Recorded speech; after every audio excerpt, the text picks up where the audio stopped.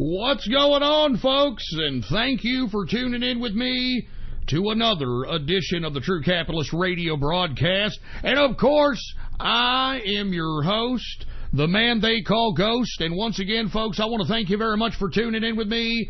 Before we get started, I want to remind everybody, not only is this Baller Friday, but it's also, folks, episode number 619. Episode number 619 for all the folks that are keeping track of the True Capitalist Radio broadcast. And once again, I would like to humbly ask each and every one of you that are listening to me right now to spread this show link around like wildfire, all right? Spread it across the internet and throughout the world, and let everybody you know that True Capitalist Radio is in effect and in the house, and we are live once again every Monday, Wednesday, and Friday, 6:30 p.m. Central Standard Texas Time, right here on the official website of the True Capitalist Radio broadcast. And I hate to keep repeating this, but I'm telling you, and I'm genuinely meaning it, I love being independent now. Go ahead and add this to your bookmarks, add this to your favorites, type this into your browser right now, ghost.report. That's all you got to do. That's the official website of the True Capitalist Radio broadcast. That's it.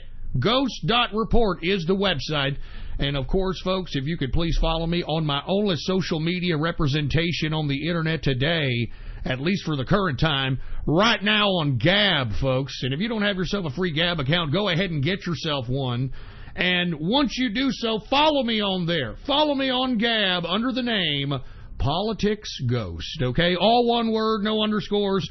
Politics Ghost is the name to follow on Gab, folks. And anyone representing me or claiming to be me on any other social media network is fake and gay, okay? It's fake and gay. And by the way, I want to say what's going on, and happy Baller Friday to the Inner Circle first and foremost, and of course, the True Capitalist Radio chat room, all right? What's going on? I want to be completely honest, okay? It's been a very personal week for me, and I'm going to get to that here in just a second. And I just want to extend my sincerest apologies to those that are in the True Capitalist Radio chat room who are expecting a little bit more of me frequenting the chat room this week. I got a lot of personal things going on, but my sincerest apologies. I will be in the chat room tonight after the broadcast. And by the way, we're going to be working on those newsletters this weekend and trying to send it out to all those that requested a newsletter that are a part of the True Capitalist Radio chat room. We're going to be doing that this weekend as well. So we got a lot of shit to do. I got a lot of things to do. But I want to give props first and foremost to the True Capitalist Radio chat room, all right?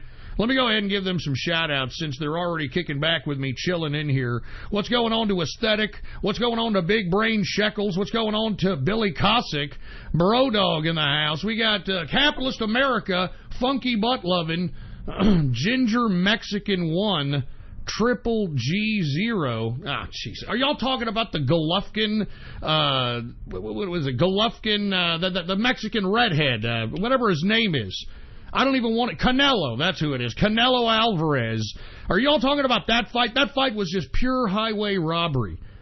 All right? That's pure boxing. And look, I can accept that with boxing, okay? I can accept that boxing, once it goes to 12 rounds and you leave it to, 3 old idiots that are sitting around the fucking ring apron, that potentially you're going to have some nefarious things going on. So that's why I have to blame it on Golovkin, considering that he's trying to market himself in boxing as the most knockout artist of all time. I just simply state that if you're gonna sell yourself as that, knock Canelo out. Don't leave it to the judges, baby. Knock this fucking ginger Mexican out. And for whatever reason you didn't do it, and boom, they robbed him. Whatever. I don't want to see a part 3. The fight sucked as it was. Wasn't a very exciting fight. Well, I take that back. The first one wasn't exciting. The second one was a little bit more active, but you're going to build this fight. I want to see somebody get knocked out. Anyway, I don't want to talk about that fight. That happened this past weekend. So, anyway, let me continue going. What's going on to Holden Capitalist? I saw he was having some Baller Friday festivities in the chat room. What's going on to Hoodie, man? How you doing? Ice Cap in the house. We got Insane Energy. What's up, man? We got Metaform, Mummy Yummy Lemons in the house. We've got Nat in the place. Pepe the Frog. What the hell is this? Ronald Balish Sandusky. I don't even know what the hell that's supposed to mean. We've got Tesla Cyberheart and Yamigo 1000. What's going on to everybody in here? What's going on, BP, by the way? What's going on to everybody in the True Capitalist Radio chat room? And if you want to be a part of the True Capitalist Radio chat room, well, then listen very closely, okay? All you've got to do is go to my Gab account right now. Go ahead, Politics Ghost, all one word, no underscores. And then what you want to do is you want to click the subscribe button for premium content, all right? You want to click the subscribe button for premium content, and once you do, private message me on Gab and let me know your Discord chat name. And once you do, I will private message you back with a private invitation to the True Capitalist Radio chat room. It's that damn simple. So I will be in there tonight.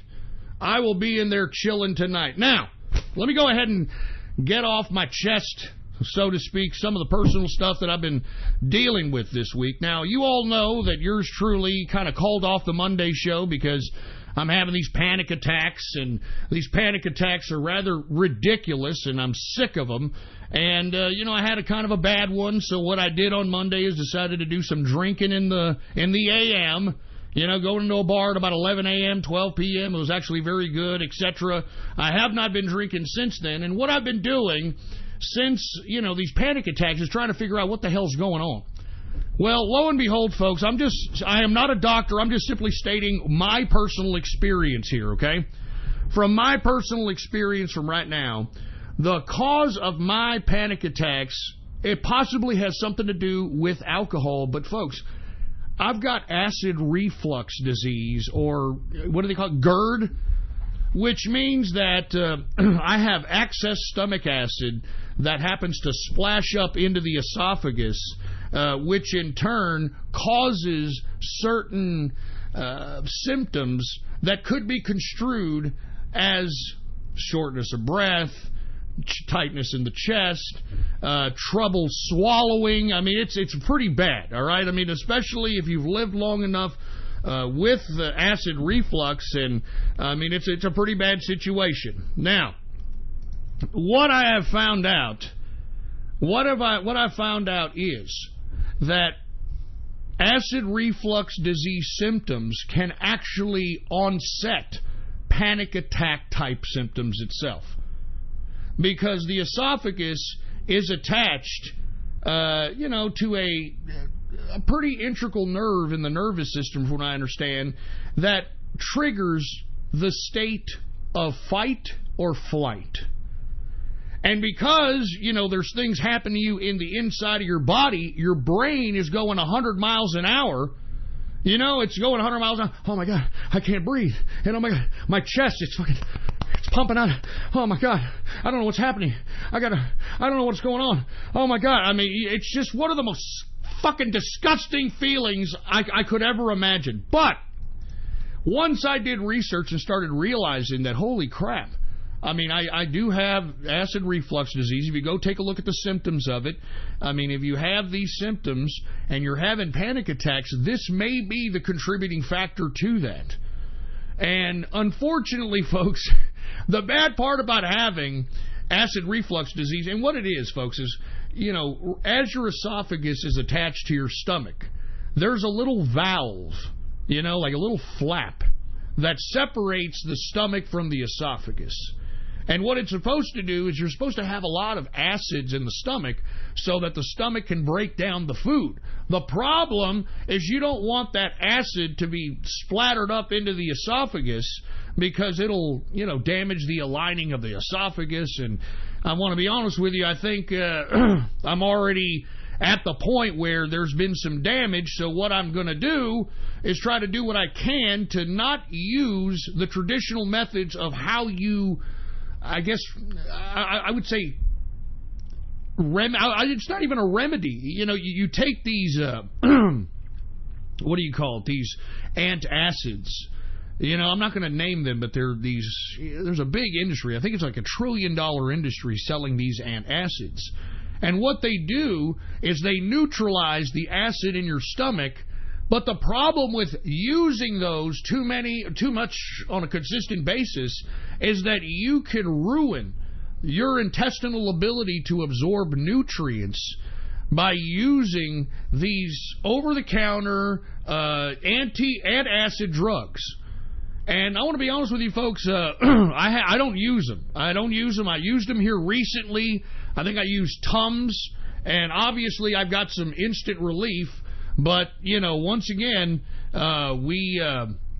within about 20 or 30 minutes, we're back with the ailment. So what I have found from my research, folks, and I've been conducting this here for the past couple of days, and I feel great, is I have been utilizing honey, believe it or not, just regular old honey, as a means of coating the esophagus so that if there is any kind of acid, and you don't want to keep eating like you traditionally should. There are foods that trigger these types of massive amounts of acid in the stomach, and if your valve that connects the esophagus to the stomach is not working properly, because what that valve likes to do, depending on what you do, it likes to relax itself. If you happen to be somebody who smokes cigarettes, from what I understand, cigars, I smoke cigars. I even read that if you're a pot smoker, that this could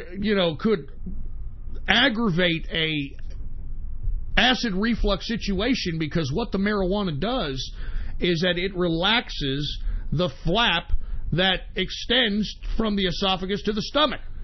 So what you want to do is you want to prevent as much acid splashing up into the esophagus, but at the same time, you can't do that with trying to prevent acid from developing in your stomach, because then you're going to train your stomach to not absorb nutrients in the food. So a lot of things to worry about. So what I've read through my intense research, that's what I've been doing here, because I don't want to go to no fucking doctor and then say, hey, you know what you need to do, Ghost? You need to have some Nexium.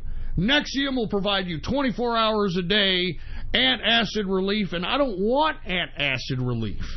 I mean, I want my stomach acid to be in the stomach so it can digest the food, because if you continuously stop acid production in your stomach, you're going to screw yourself.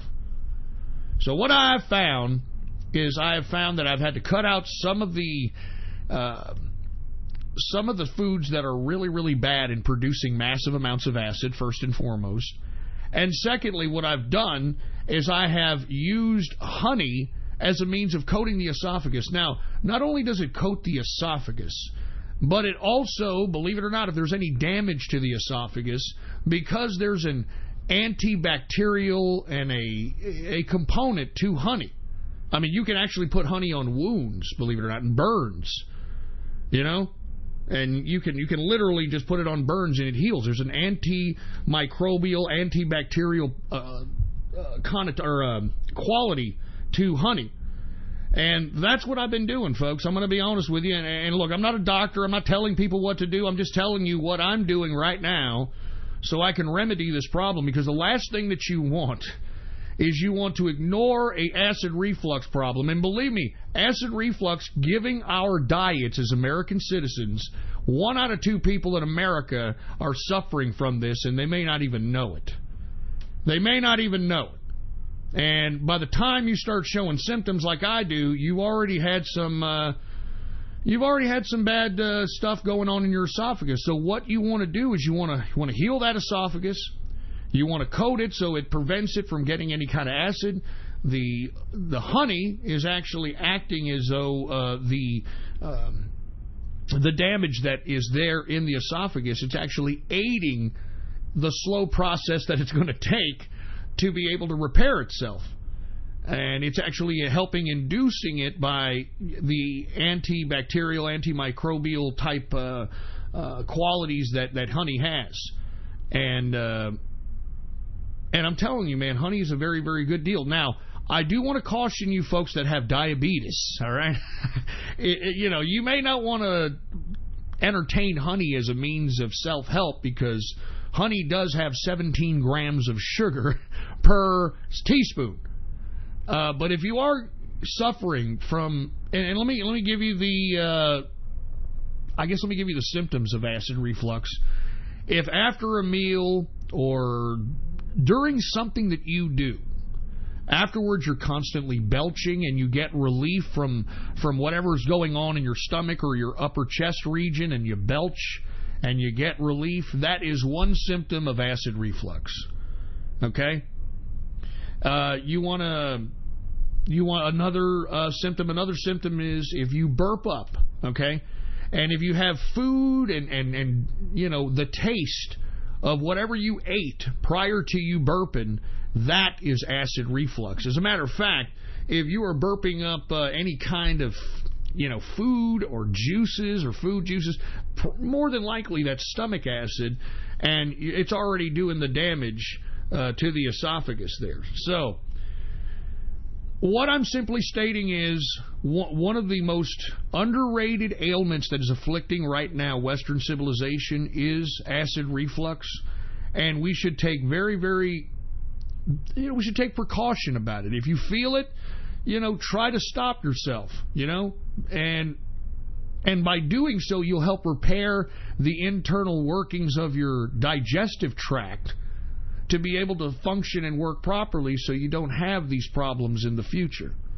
And of course, it's our diets, folks. It's, you know, the fact, and I'm going to tell you, for me, I'll be the first one to tell you, I like to eat and go to sleep, you know, and that is the fucking worst thing you could do, is fucking have a big fucking meal and then go to sleep, because that's one of the precursors to acid reflux.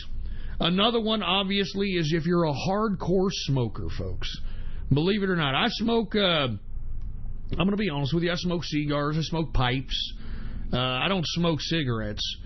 I do, but it's not as, I'd like to say it's not that big of a deal, because I usually do it when I'm drinking, or I'll go outside and, you know, puff on a nice little Jalisco cigar and, you know, and enjoy the nuances of the flavors and the smoke. So there's a bunch of shit. The problem is that smoke, believe it or not, goes into your gut region, and it just completely aggravates that little valve, unfortunately, that opens and closes from your esophagus to your stomach. And I hate to say this, but, you know, you may have to stop smoking for all you, and this goes for weed. I even looked in for all you weed smokers out there that are wondering, yo, dude, what about my weed? I'm not joking, man. If you're a big weed smoker, this could affect you too. So if you're a smoker, you're another candidate. If you're a drinker, because beer, wine, and obviously liquor likes to churn itself back up, especially if you have too much. And if you're a constant puker, well, you're obviously doing damage to your esophagus. I mean, there's so many things. I mean, fatty foods. If all you do is eat fatty foods, which I don't eat fatty foods. The problem is that I eat, go to sleep, I drink, I do smoke. I mean, those are the factors. You know, those are the factors. So, look, I'm just trying to let everybody know what I'm going through. And believe it or not, acid reflux is connected to panic attacks. Because once again, once you start feeling certain things in your esophagus, you trigger a certain nerve in the nervous system that sends a signal to the brain, fight or flight. And because you don't know what the fuck to do, because it's happening inside your body, you start freaking out. And because you start freaking out, you start going into a panic attack. And believe it or not, those symptoms that you're feeling in acid reflux get 100 times worse when you're in a panic attack situation. And moreover, folks, I do want to say that don't breathe in and out. You know how they tell you to say that, oh, you're having a panic attack, take a deep breath. Don't do that. Because believe it or not, what you're doing is you're filling the inside of your stomach, your bottom part of your intestines, your esophagus, with carbon dioxide. And carbon dioxide also will increase the effects of what is happening to you in a panic attack as well. So all I'm suggesting to you is, if you're having a panic attack and if you're belching or if you feel weird or if you have some kind of chest pain, it's probably acid reflux. You may want to check into that.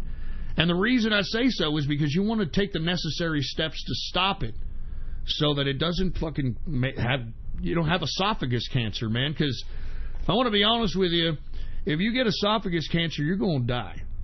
I mean, you take a look at the survival rate of esophagus cancer. I think it's 10 to 15%. So with that being said, I'm just trying to give a little bit of a service announcement using myself as the example so that anybody who's suffering from this, you may want to get yourself checked out however you want. Yeah, spicy foods also are another big acid reflux inducer. So once again, folks, I do want to just caution you guys, take care of yourselves. There should be no reason why you can't live to at least your 80, 75, because you can't ask for more than that. I'm just saying, especially in Western civilization, the way we eat and the shit they put in our food, now the genetically modified crops and the cloned cows they're now throwing in our fucking food. I mean, give me a break. But anyway, folks, sorry about that babble. I just wanted to let y'all know what I was doing this week, man. I didn't have a show on Monday. I was pretty absentee in both chat rooms, and I just want to say I'm sorry to you guys. But I got to deal with me. I got to deal with with what's going on. I wasn't very happy with all these fucking panic attacks. I had to figure out, hey, what the hell is going on? All right? It can't be mental. All right, it's got to be something that I'm reacting to. I'm not a pussy.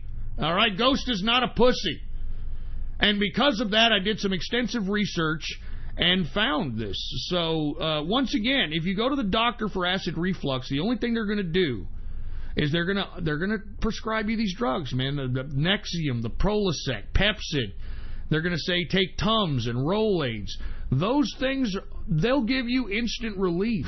But you can't be dependent on those things because they're not going to solve the problem. As a matter of fact, they're going to cause more digestive problems by prohibiting your stomach from producing acids so that it can not only break down the food, but properly use the nutrients in the food to nourish your body.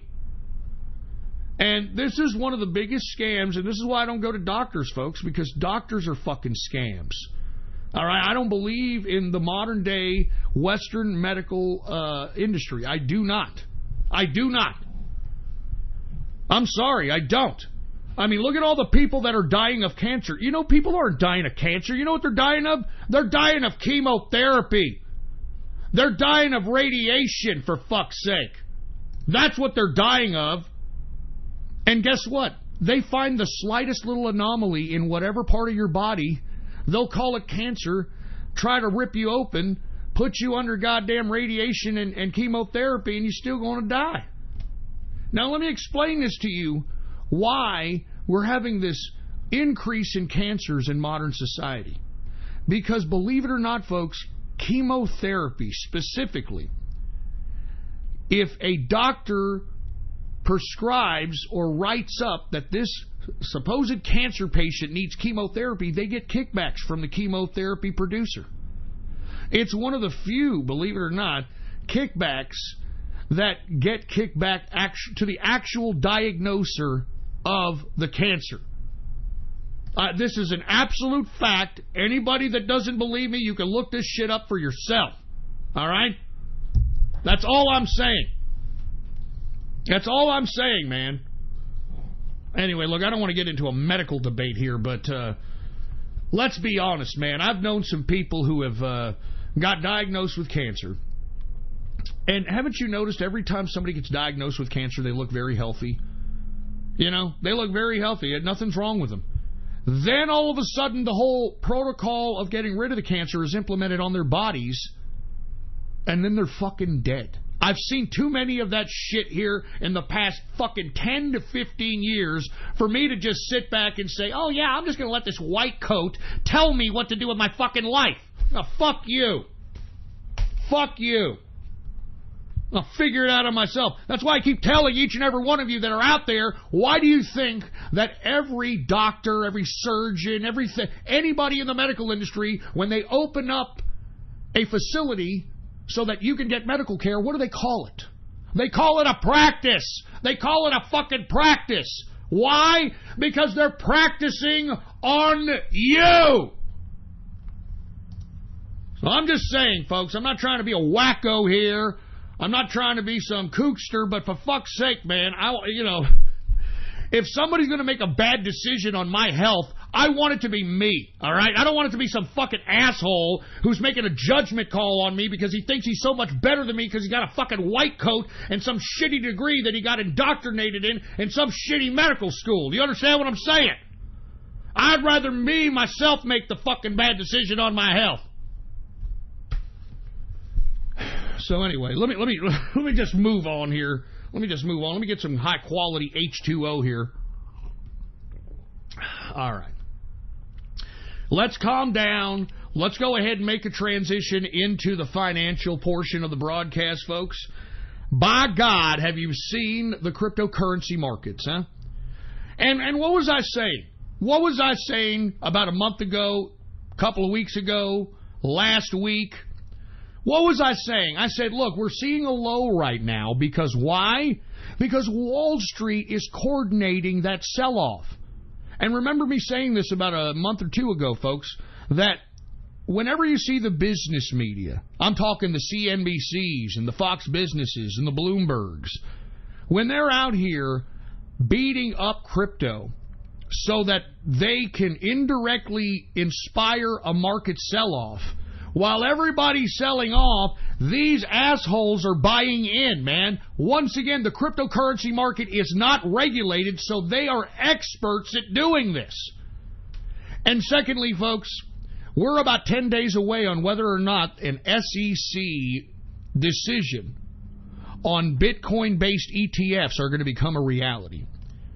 And if you take a look at the dramatic increase in market capitalization of the cryptocurrency market, it seems to me that the probability of it becoming a reality is becoming that much more possible.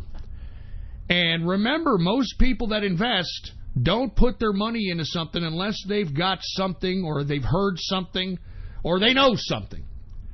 So with that being said, let's go ahead and cover the cryptocurrency market right now. We've got the market capitalization of the entire cryptocurrency market at $226 billion market cap. $226 billion market capitalization for the entire cryptocurrency market. Weren't we just at about a 198 on Wednesday? Didn't I tell you? Remember, this is a 198 on Wednesday. Now, what's fueling this market increase, you ask? Well, what did I tell you guys on Wednesday? I told you that the media, I'm talking the business mainstream media, the CNBCs, the Bloombergs, the Fox Businesses, they were pumping and dumping what?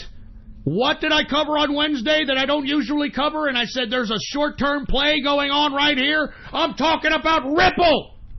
I'm talking about Ripple. XRP, baby. XRP is the symbol. Now, I hope that some of you entertain what I was suggesting on Wednesday and threw a couple of bucks in XRP, because if you did, you'd be up over 100% on your money. You'd be up over 100% on your money. Now, I think a lot of that has a lot to do with the market's upswing. I think that you've got the Bitcoin ETFs also facilitating some positivity in this upswing. And by the way, folks, I mean, I'm going to get to this here in a little bit, but have you seen the stock market, the Dow Jones Industrial? The Dow Jones Industrial, you have to understand, is at all-time historical American business highs. I mean, all-time American historical high, for Christ's sake, man. I'm not even kidding around. Now, why did I even cover the XRP, even though I've said it was a shit coin and I don't like it, and it's the team that developed it wants to be the digital Federal Reserve and all this shit? Because that's where the money's at. When you hear CNBC, you hear Fox Business, you hear the Bloombergs talking about it, that's when you want to start listening. Because that's when you can gauge when you can possibly make a play on some of these coins out here, because they're the ones pumping and dumping out here. I mean, believe it or not, it is the mainstream business media coverage that is pumping and dumping out here.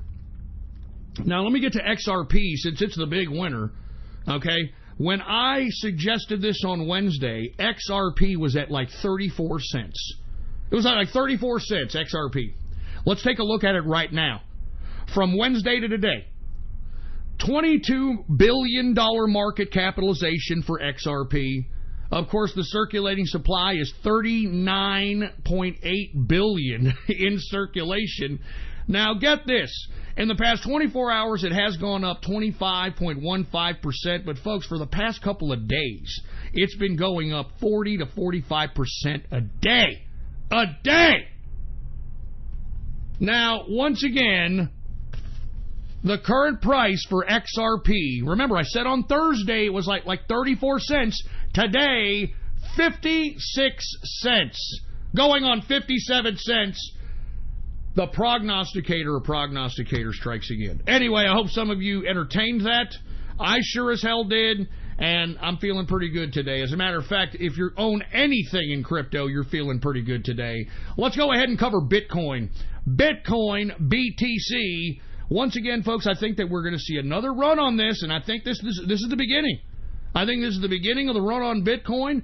I think at the maximum it'll get to 15 grand. I think that the true over-speculation in this market is probably somewhere in the range of 10 to 12 grand. But if by some chance the over-speculation goes into the $18, $19, $20,000 range, then we're in tulip mania at that point. And the sky's the limit. But I know there is going to be one more run on this thing, so bear with it, watch it, and accumulate it before it gets to that 10 to 15,000 range, all right? Let's get to Bitcoin right now. BTC is the symbol.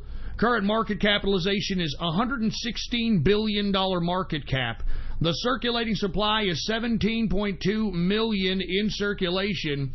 Now, in the past 24 hours, Bitcoin has gone up 3.38%. The current price for Bitcoin, folks, is $6,733.97 per Bitcoin. All right, let's go ahead and get to Ethereum. Now, Ethereum has taken a dramatic increase up, and the reason is not because of Ethereum per se. It's their coins. It's the ERC20 tokens that are starting to make waves. And by default, because they are ERC20 based, you're going to see some value going into Ethereum right now. Okay? So let's go ahead and take a look at Ethereum, and that's why we've seen some dramatic increases. Remember, we saw it during the last contraction down to about $170-something. Y'all remember that? Ethereum, ETH. Let's take a look at it today. Current market capitalization for Ethereum is $25.2 billion market capitalization. The circulating supply is 102 million in circulation. In the past 24 hours, we have seen Ethereum go up 11.53%.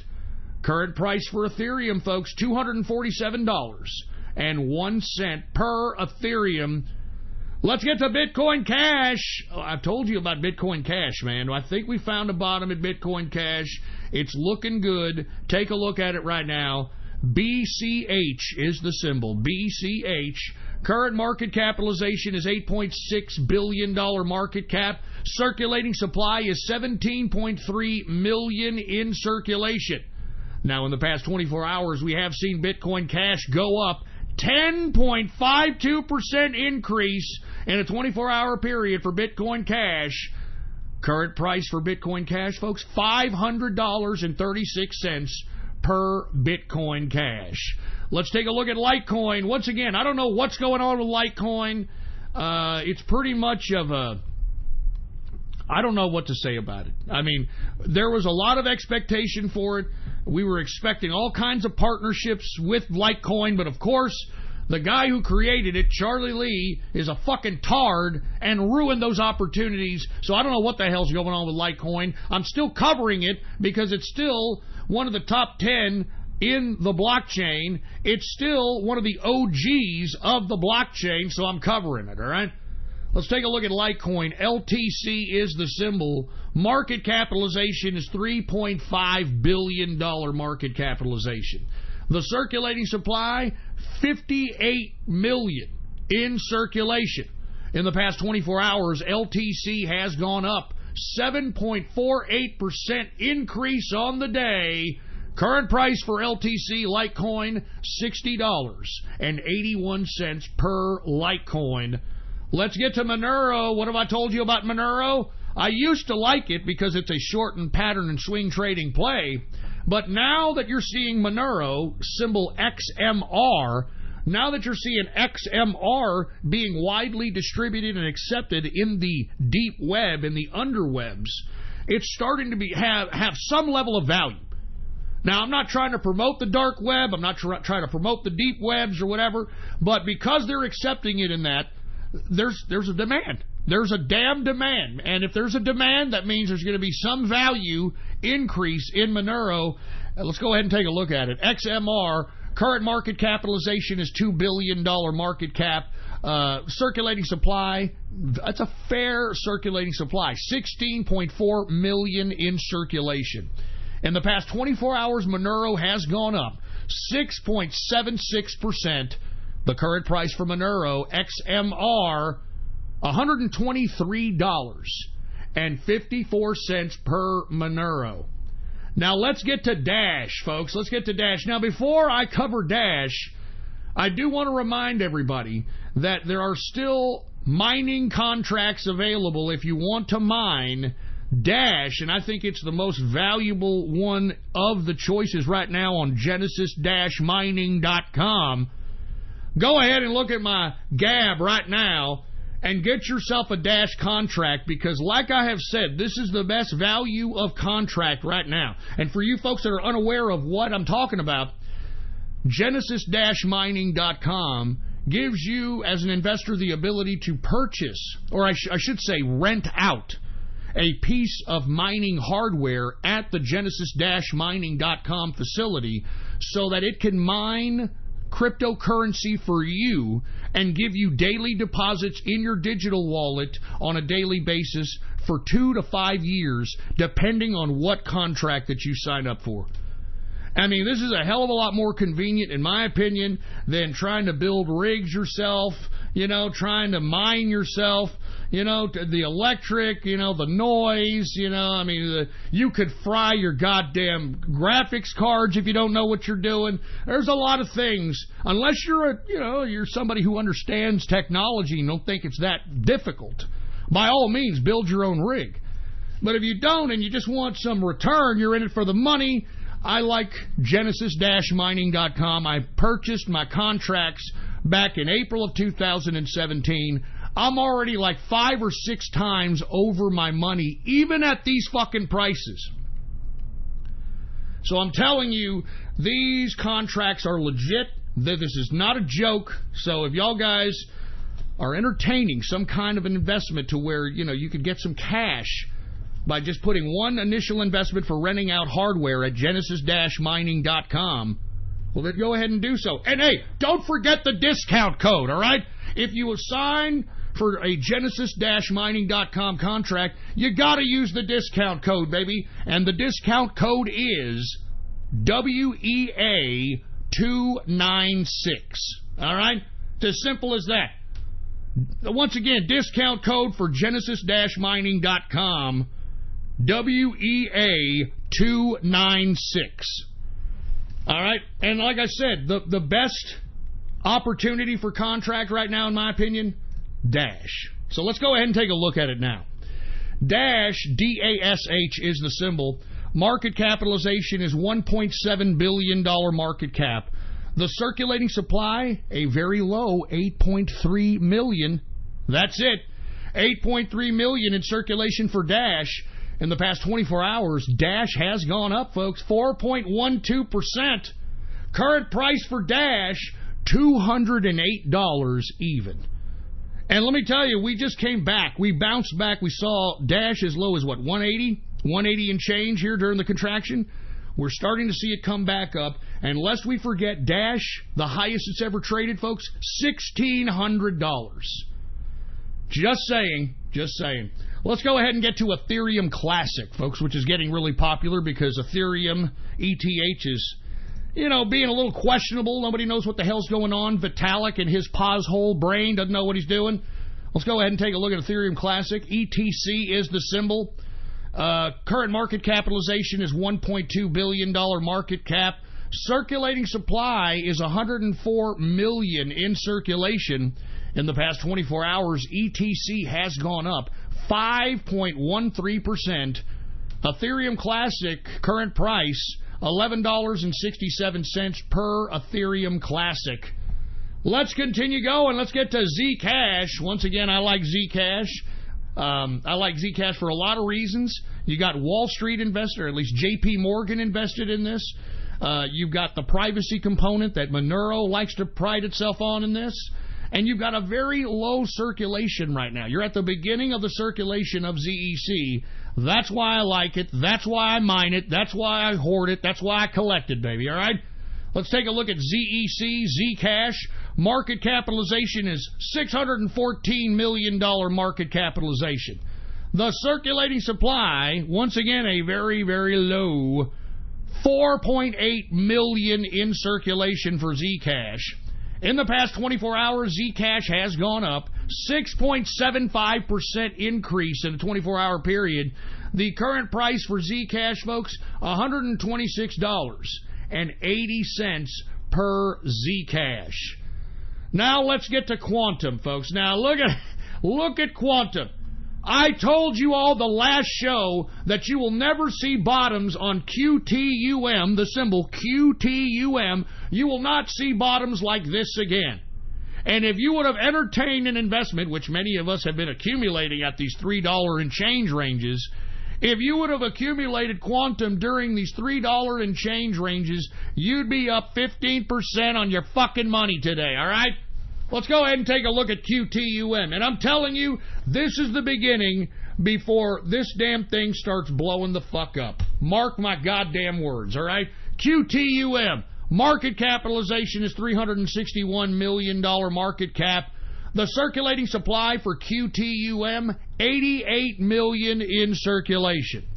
In the past 24 hours, it has gone up 14.75% in a single 24-hour period. Current price for QTUM, $4.06 per Quantum.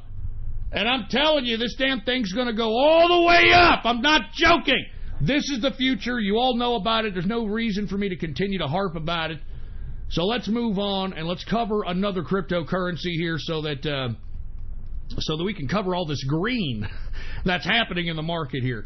Now, let's take a look at an ERC20 token that I've been telling everybody to entertain, look at, etc. And I'm talking about Basic Attention Coin, BAT.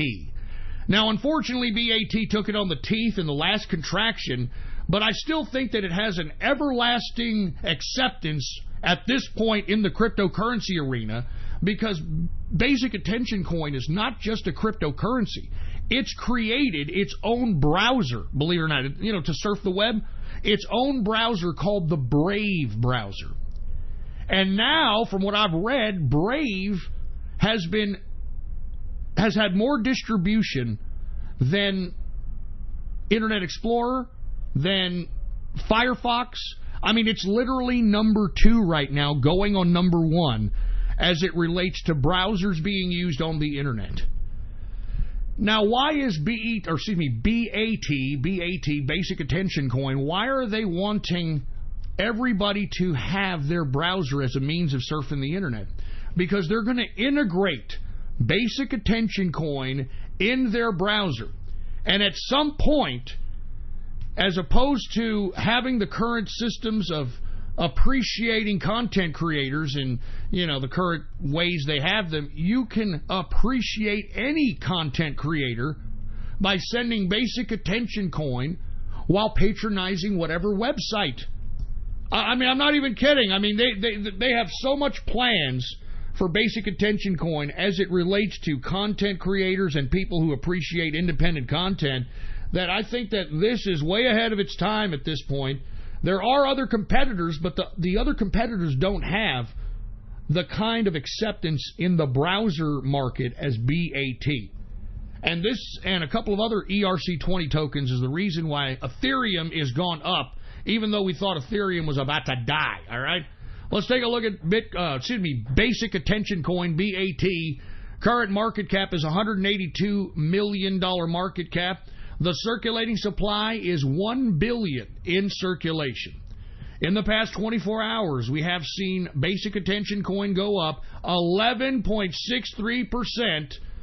Current price for Basic Attention Coin is 18 cents. Now, if you want my opinion, folks, I think that the probability of Basic Attention Coin going anywhere from the range of $1 to $4 to $5 is not out of the question.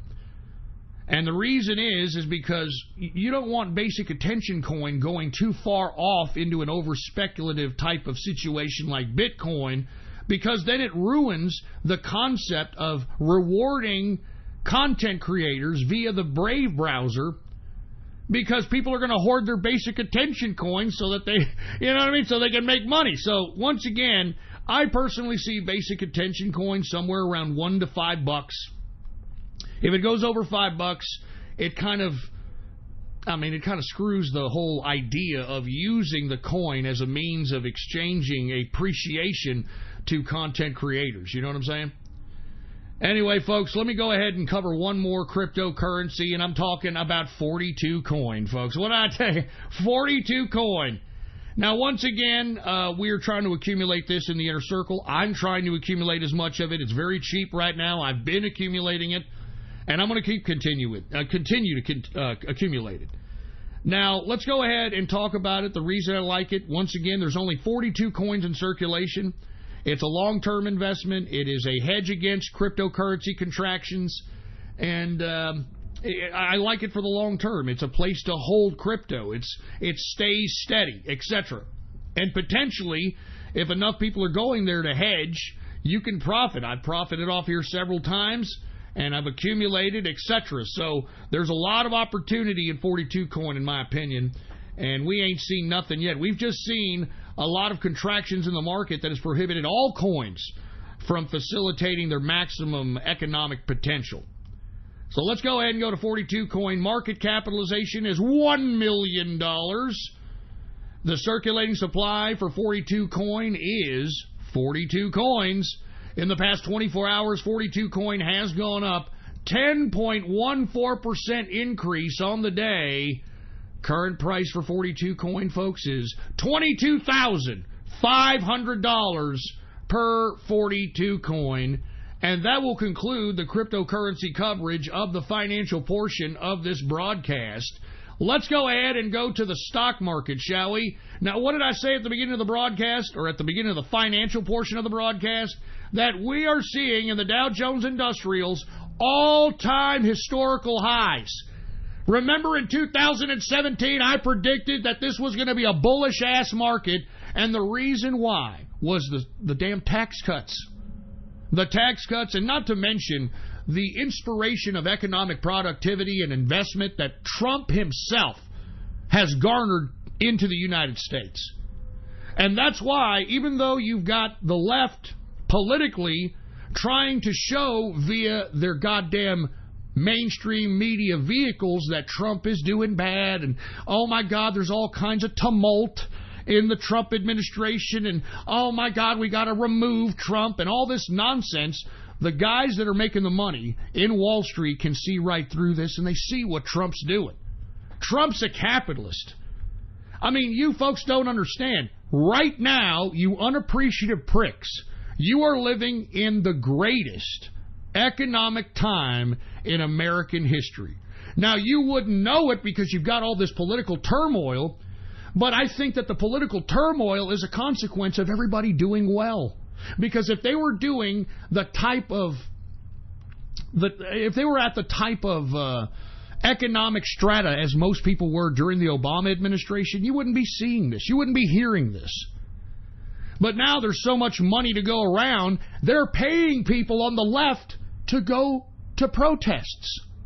They're paying people on the left to conduct themselves as if they're genuine grassroots efforts at protest. But it's all fake. It's all phony. And so does the Wall Street. Wall Street knows this. And what's the proof? The fucking all-time high in the Dow Jones Industrial, morons, all right? I'm telling you as much as Donald Trump is telling you. If the damn Democrats make a blue wave in 2018, mark the president's words and mark my words, these all-time highs that you're seeing in the Dow Jones Industrials are going to be cut in half. They're going to be cut in half. And who are you going to blame then? Were you going to blame the president? You need to blame yourselves because you didn't go out there and vote, you assholes. If you're going to vote for anything, vote for the economy, vote for your jobs, vote for your children's jobs, vote for the future, vote for the production of America, for Christ's sake. Don't be so fucking selfish. I know that there are more jobs in America today than there are Americans looking for jobs. You can't get any better than that shit. Ugh. I'm sick and tired of this mainstream media slandering my president. I mean, this is the greatest time to be alive, for Christ's sake. You wouldn't know that by these fucking anti-American leftist trash that's out here trying to bash our president. But those of us with common sense, those of us with a certain level of influence, we need to relay the truth. That the majority of everything that's going on in the Democratic Party today is pure political theater. That's all it is. Political stunts, political tactics, that's all it is. There's no governance going on in the Democratic Party. And is that all you're going to vote for as a Democrat, is just being some shit stirrer, for Christ's sake? It's ridiculous, man. And the reason I'm so pissed off is take a look at the Dow Jones Industrial, for Christ's sake. The Dow Jones today, 86.52 points on the plus side, a percentage increase of 0.32%. Closing out the Dow Jones Industrial at 26,743.50 points for the Dow Jones Industrial. I mean, are we headed to 27,000 Dow Jones Industrial, for Christ's sake? I mean, good God, how much more better do you people want it in this country? Stop bitching! Shit! Anyway, let's move on. S&P 500 didn't do too well today. It was actually pretty flat, to say the least. It was down 1.08 points, a percentage decrease of 0.04%, closing out the S&P at 2,929.67 points for the S&P 500. Now, the NASDAQ is taking it a little bit on the teeth. Why? Because a lot of these tech companies that claim that they were going to be this, they were going to be that, they're not doing too well, and lest we forget also, folks, that there's a lot of talk about some potential antitrust or some kind of government intervention as it relates to these damn Silicon Valley oligarchs. And I have to say, something must be done, because lest we forget, if you take a look at the current Silicon Valley oligarchs of today, and you take a look at the internet and the oligarchs pre-Obama, none of these characters that are now in charge of Silicon Valley were in charge of Silicon Valley. Now, how did that happen? Because, folks, Barack Obama and the Democrats chose who were going to be the Silicon Valley oligarchs by giving them our tax-paying dollars, by giving them tax breaks, by exempting them from Obamacare, etc. That's why we have these Silicon Valley oligarchs, folks. That's why. I mean, it's disgusting, man. I mean, it's disgusting. It's even more disgusting that people just stick around on these social media sites like the Facebooks and the Twitters, even though they're claiming that they're admitting to you what they're doing with your information. They're admitting to you what you don't own, whatever the hell you post on their social media site, and yet you morons post your intimate details, you post your photographs and everything else, and yet you have no idea that you're being used, and your identity, your face, all your ideas, your likes, everything is being used to sell to third parties, for Christ's sake. And you morons, have no problem with it whatsoever. No problem. I mean, it's time for the consumer of American social media to start realizing that there are other alternatives and that you should try to embrace and encourage other alternatives so that you don't have the type of fucking social media oligarchy that we have today. I mean, this is the fucking internet, you dumbasses. I'm sick and tired of people saying, I want choice, I want choice, I want choice. You don't want shit! If you wanted choice, you would stop making these assholes like Mark Zuckerberg and Jack fucking Poshole Dorsey and all these other Silicon Valley oligarchs billions of dollars. You'd stop. You'd say, hey, wait a minute. I want to own my own identity. I want to own my own pictures. I want to own my own thoughts. I'm going away. I'm closing away my goddamn Facebook. I'm closing away my Twitter, and I'm going towards a social media that's independent and that cares about my privacy. But most people don't give a shit. Most people are idiots. Oh, my God. Anyway, NASDAQ down 41.27 points, a percentage decrease of 0.51%, closing out the NASDAQ at 7,986.96 points for the NASDAQ composite, all right? Let's go ahead and get to commodities here. Now, commodities should be up because we did see some decrease in the dollar. So let's see if that's reflected in today's commodities. Once again, what have I told you about energy prices, folks? Watch your gas price. I mean, we are now over $70 a barrel of oil and WTI sweet crude. So watch that gas price once again. Let's go ahead and take a look at WTI. It is up 46 cents, a percentage increase of 0.65%, closing out WTI at $70.78 per barrel of WTI sweet crude. We've got Brent crude up 10 cents, a percentage increase of 0.13%, closing out Brent crude at $78.80 per barrel of Brent crude oil. Once again, folks, what did I tell you on the last show? That spread between WTI sweet crude and Brent crude is rather interesting. One or the other is going to have to meet each other at least to where, because typically Brent crude is more expensive than WTI, but it ain't that much more. It's usually up about $3, maybe $4, you know? Anyway, let me continue going. Gasoline is up 0.12%. Natural gas is up 0.03%. And listen to me about heating oil. This is a play. I've already got my ETFs, and I'm not going to tell you which ones because then, there's laws against that, and I don't want to, whatever. But do your own research and try to find an ETF that coincides with the rise in heating oil prices. Because this is a play that you can make every fucking year. I make this play every year for some little liquidity. And what is that? The increase in heating oil prices. Now, you still have time for all those that are listening to me. You still have time to obtain an ETF that coincides with the increase in heating oil, but you got to do it here in the next week or so, because I hear my friends in Canada, yeah, we got a lot of people in Canada in the inner circle and in the True Capitalist Radio chat room, they're telling us that it's already starting to feel like winter up there. So the Arctic front, the winter Arctic front is coming down. Right now it's in Canada. Within a week, it should be at the northern part of the United States, and then we're going to see it all over the United States.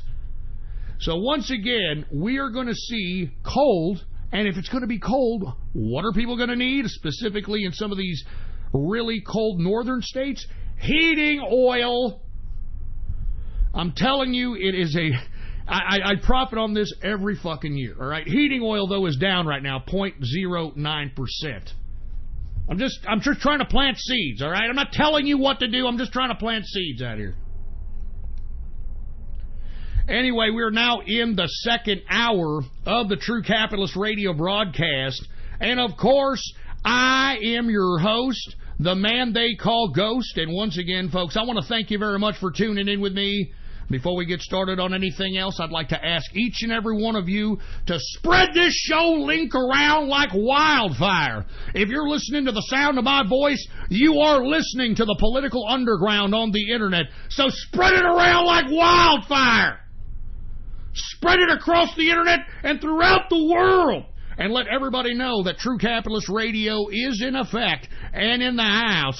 And we are live every Monday, Wednesday, and Friday, 6:30 p.m. Central Standard Texas Time, right here on the official website of the True Capitalist Radio broadcast.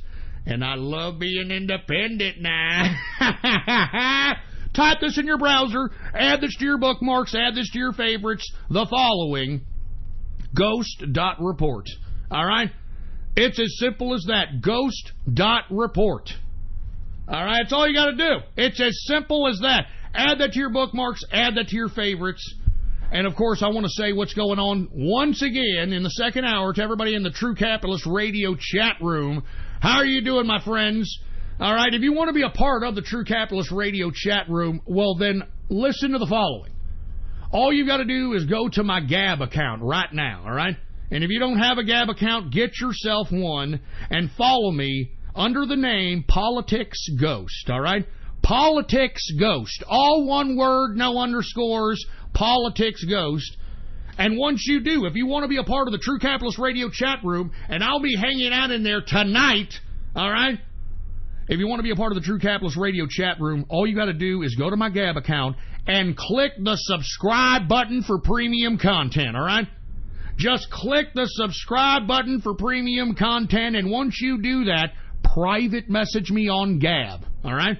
Private message me on Gab and let me know your Discord chat name, and I'll be sure to give you a personal invitation to the True Capitalist Radio chat room. It's that damn simple. And before I move on to anything else, let me give some shout-outs to everybody who's in the chat room. What up, Maine? What up, Yamigo? What up, Toad King? How you doing, man? What up, the Pet Mexican? We've got Tesla Cyberheart Stagio in the house. I don't even know what the hell that name is. Ronald Ballish Sandusky. I don't know what the hell that means. We got Prince in the place. Poutier. What up, Poutier? We got Pepe. Nat in the house. Mummy Yummy Lemons. What's going on to Metaform? What's going on to Insane Energy? Holden Capitalist probably knocking them down. What's up, man? Funky Butt Lovin'. Capitalist America. What up, man? Brodog in the house. BP in the house. What up to Billy Cossack, man? Big Brain Shekels. Bash. And, of course, Aesthetic could KO Kush. I don't know what the hell that means. Oh, let's not go there. Let's not go there. Let's not go there. Anyway, now that we've gotten that all out of the way, let's continue on with the commodities portion of the broadcast, and then we're going to get right into the straight political dope, folks, all right? Let's get to metals, shall we? Metals! Let's get to the goddamn metals! We've got gold, folks. It is down today, $10. A percentage decrease of 0.83%. Current price for gold is $1,201.30 per troy ounce of gold. We've got silver. For some reason, it's up. It's up a nickel. A percentage increase of 0.38%. Closing out silver at $14.36 per troy ounce of silver. And good God, did everybody see copper today? Copper is up 4.29% increase on the day. I mean, good God. And platinum is down, folks, 0.90%. Let's go ahead and get to agriculture, shall we? Grains, corn, baby, it's up 1.35%. Jesus Christ. Wheat is down 0.43%. Oats up 1.67%. Rough rice is down 0.05%. Soybean is down 0.35%. Soybean oil is up 1.72%. And canola is up 0.12%. Let's go ahead and get to the soft, shall we? We've got cocoa. It is down today, 1.54% decrease. Coffee is up 0.15%. Sugar is up 0.52%. Orange juice is down 0.10%. Cotton is up 0.84%. And lumber, good God, it is down today 1.36%. Rubber is down 0.24%, and ethanol is down 0.87%. Let's go ahead and get to livestock, shall we? Live cattle is up 0.47%. Cattle feeder is up 0.41%. And lean hogs, folks, is starting to come down a little bit. It is down 1.50% on the day for lean hogs. And that, my friends, is the markets for your ass, all right?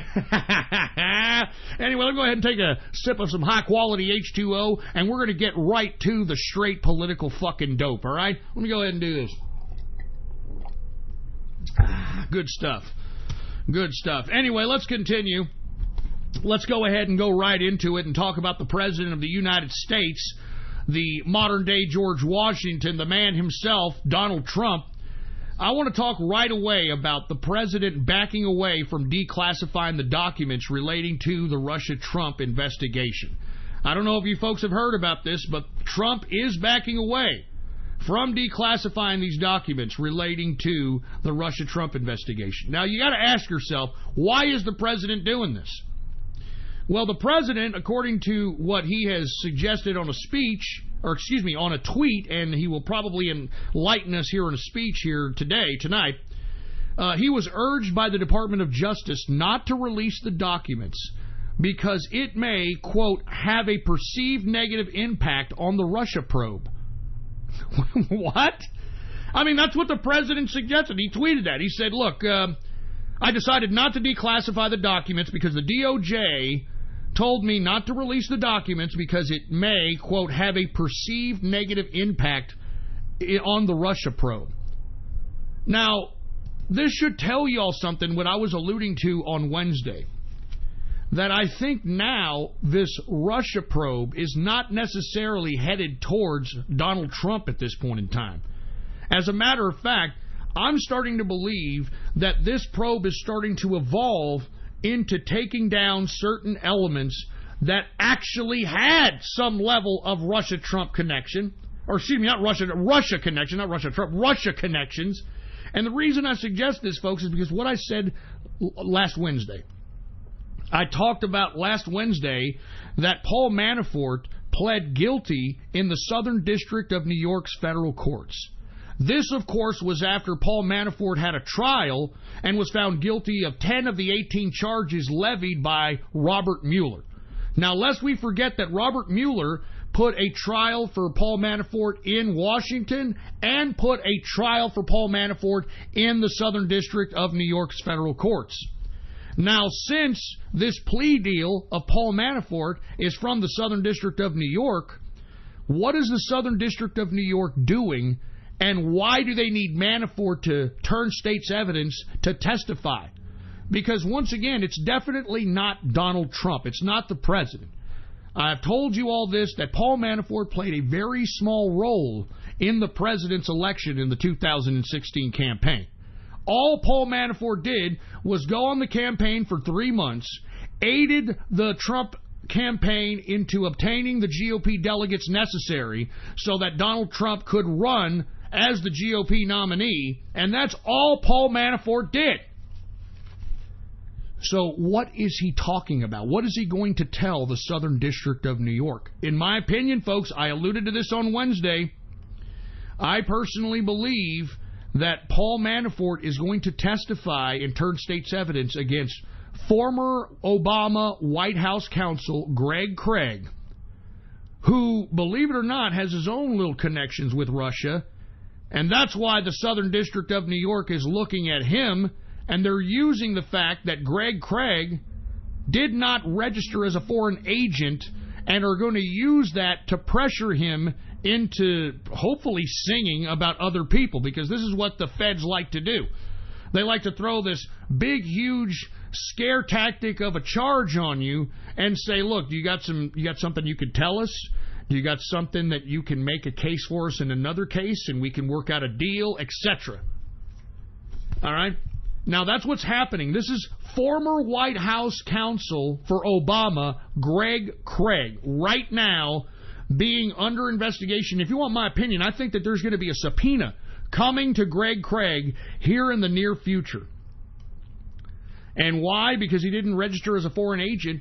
And lest we forget, folks, this is what I kept talking about when it comes to this Paul Manafort situation. If they're going to go back to Paul Manafort's work with the Ukraine, then they're going to have to take down a lot of American consultants, because a lot of American consultants were related to this Ukrainian situation. Specifically, Tony Podesta. You know Tony Podesta, the fat Podesta, the one that likes to put paintings of sexually abused children on his walls and shit. You know what I'm talking about, right? Well, let me explain something to you. This is what I think the Paul Manafort plea deal is all about. I think that Paul Manafort is going to turn state's evidence against Tony Podesta, against Greg Craig, and anyone else that's connected to this Ukrainian-Russian situation.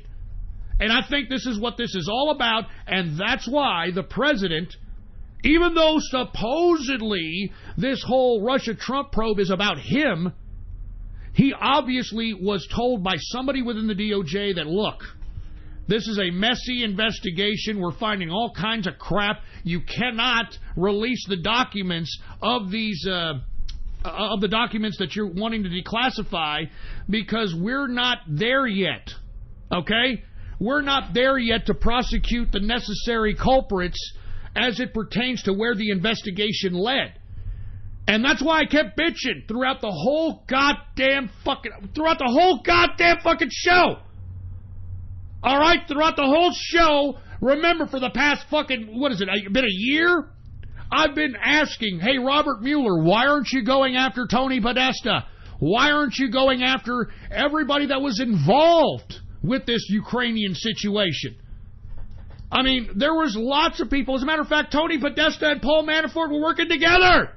They're working fucking together in that Ukrainian situation. So in my opinion, I think that somebody from the DOJ debriefed the president and said, look, this is obviously not about you anymore, Mr. President.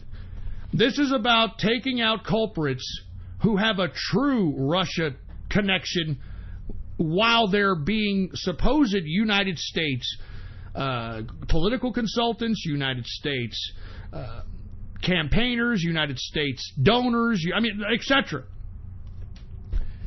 So, in my personal opinion, I think that's why the president decided to back away from declassifying the documents relating to the Russia-Trump investigation. Now, I want to also add that the president also received calls from supposed 2 allies pleading with him not to release the documentation. Now, who do you think one of those allies were right off the bat? Huh? Oh, Mr. President, please don't release the documentation that will implicate us as being the culprits. I don't want to do it. Who do you think? The UK! The UK! Why do you think the UK called the president to peg him, to plead with him not to fucking release the documents? Because it would implicate the UK in this fucking conspiracy. Like I've always said. Like I've always fucking said. I'm telling you, when you listen to this broadcast, you are listening to the straight political dope, baby. I'm telling you right now. You're listening to the straight political dope. And I wonder what the other ally was. I wonder who the other ally was. Germany? Huh? But yeah, the president said yesterday during Sean Hannity's interview that 2 allies called up the president pleading with him not to release the FBI and the DOJ documents relating to the Russia-Trump investigation. I mean, why else? Why else? Unless it was going to implicate the UK and implicate Germany, you know? Why else? I'm telling you, it's good to be right all the time. You know, it's good to be the prognosticator of prognosticators. Anyway, the president isn't going to just let these documents go by the wayside. He has said that he is going to forward the Russia-Trump documents that he was intending to declassify. He was going to forward those documents to the Inspector General of the Department of Justice, Michael Horowitz. Now, we all know that Michael Horowitz, I'm not really too sure how to read this guy, but we shall see. But either way, I think the president knows now that this whole Russia-Trump nonsense is not about him anymore. And that's the only reason why the president would fucking not declassify these documents. That's the only reason. I mean, he is supposedly the Russia-Trump probe, right? He was supposed to be the Russia-Trump probe, and now, today, the president suggests that he's not going to release the FBI documents and declassify them because it, quote, may have a perceived negative impact on the Russia probe. Notice not the Russia-Trump probe, the Russia probe. So maybe the Southern District of New York federal courts are finally starting to get to the litigious aspect of what really happened in this whole Russia connection with American politicians. Because as I've always alluded to, even back during the 2016 campaign, I said that the Democrats have more of a connection with Russia than anybody else. So we shall see what happens. But I sure as hell was looking forward to those documents, and I'm sure everybody else was too. But this says to me, folks, that the president is no longer a part of this investigation, and that's why he is not releasing the documents themselves. And if he did, let's say the president did release the documents, I think that it would compromise current investigations going into Tony Podesta, Greg Craig, and others, possibly going into the Obama administration itself. So we shall see what happens. Keep your eye on this, because this is one of the few times that the president has stepped back on something that he said he was going to do, and in my personal opinion, I think it's because of the reasons I just mentioned. So keep your eye on this. Very interesting things going on. I hope that there is indictments on Greg Craig, on Tony Podesta, and everybody else that's involved in this disgusting, pathetic Russia connection or whatever the fuck it is. All right? But anyway, let me move on to another subject matter. Let's continue talking about the president. Now, the president, folks, held a rally yesterday in Las Vegas, Nevada, okay? And let me tell you, he is not only holding one yesterday, he's holding one today, right now, as a matter of fact, in Springfield, Missouri. Now, why is the president going out on the road? Because, folks, he knows that he needs a 2018 red wave, and much how I'm perceiving the way the electorate is lackadaisical right now, he's perceiving it as well. And he's putting his money where his mouth is, and he's going out on the road trying to encourage, trying to inspire, trying to even at sometimes scare people into going to the polls, because, folks, I don't understand what's going on with this lackadaisical approach to the political situation that's happening in D.C. I mean, you morons realize that the Democrats are undermining everything that the institutions of the Senate, the institutions of the Congress, the institutions of the Supreme Court, you understand that they are just completely wiping their derrieres with that. They're making a mockery of our institutional system, and we can't allow these people to continue to do that. How can anyone at this point in time vote for a Democrat Party that wants to do nothing but destroy this country? And the proof is in their actions.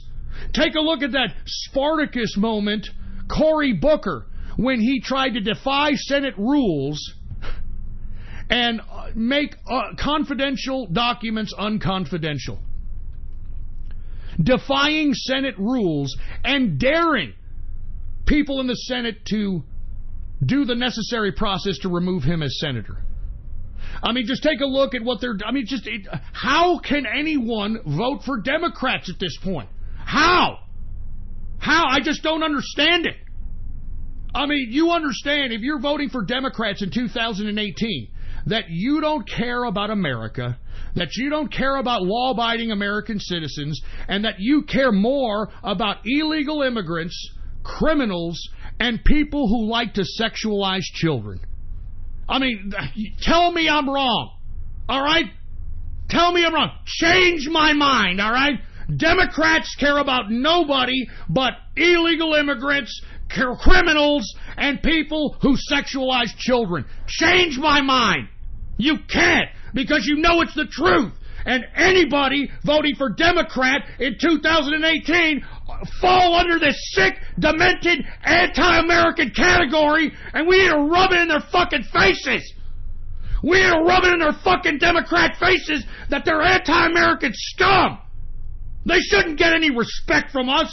They don't care about us. They care about people that break into our country more than they care about us. How can anybody vote for Democrats in 2018? Somebody explain this to me. How can anybody? For Christ's sake. I mean, you've got the president going out over here working overtime, going to a Las Vegas rally yesterday. He's in Springfield, Missouri today, going out there trying to tell the American people, stop being complacent. You got to go out and vote, you morons. Look at the mockery that the Democrats are doing to our institutions of government. It's a mockery. And they don't give a shit.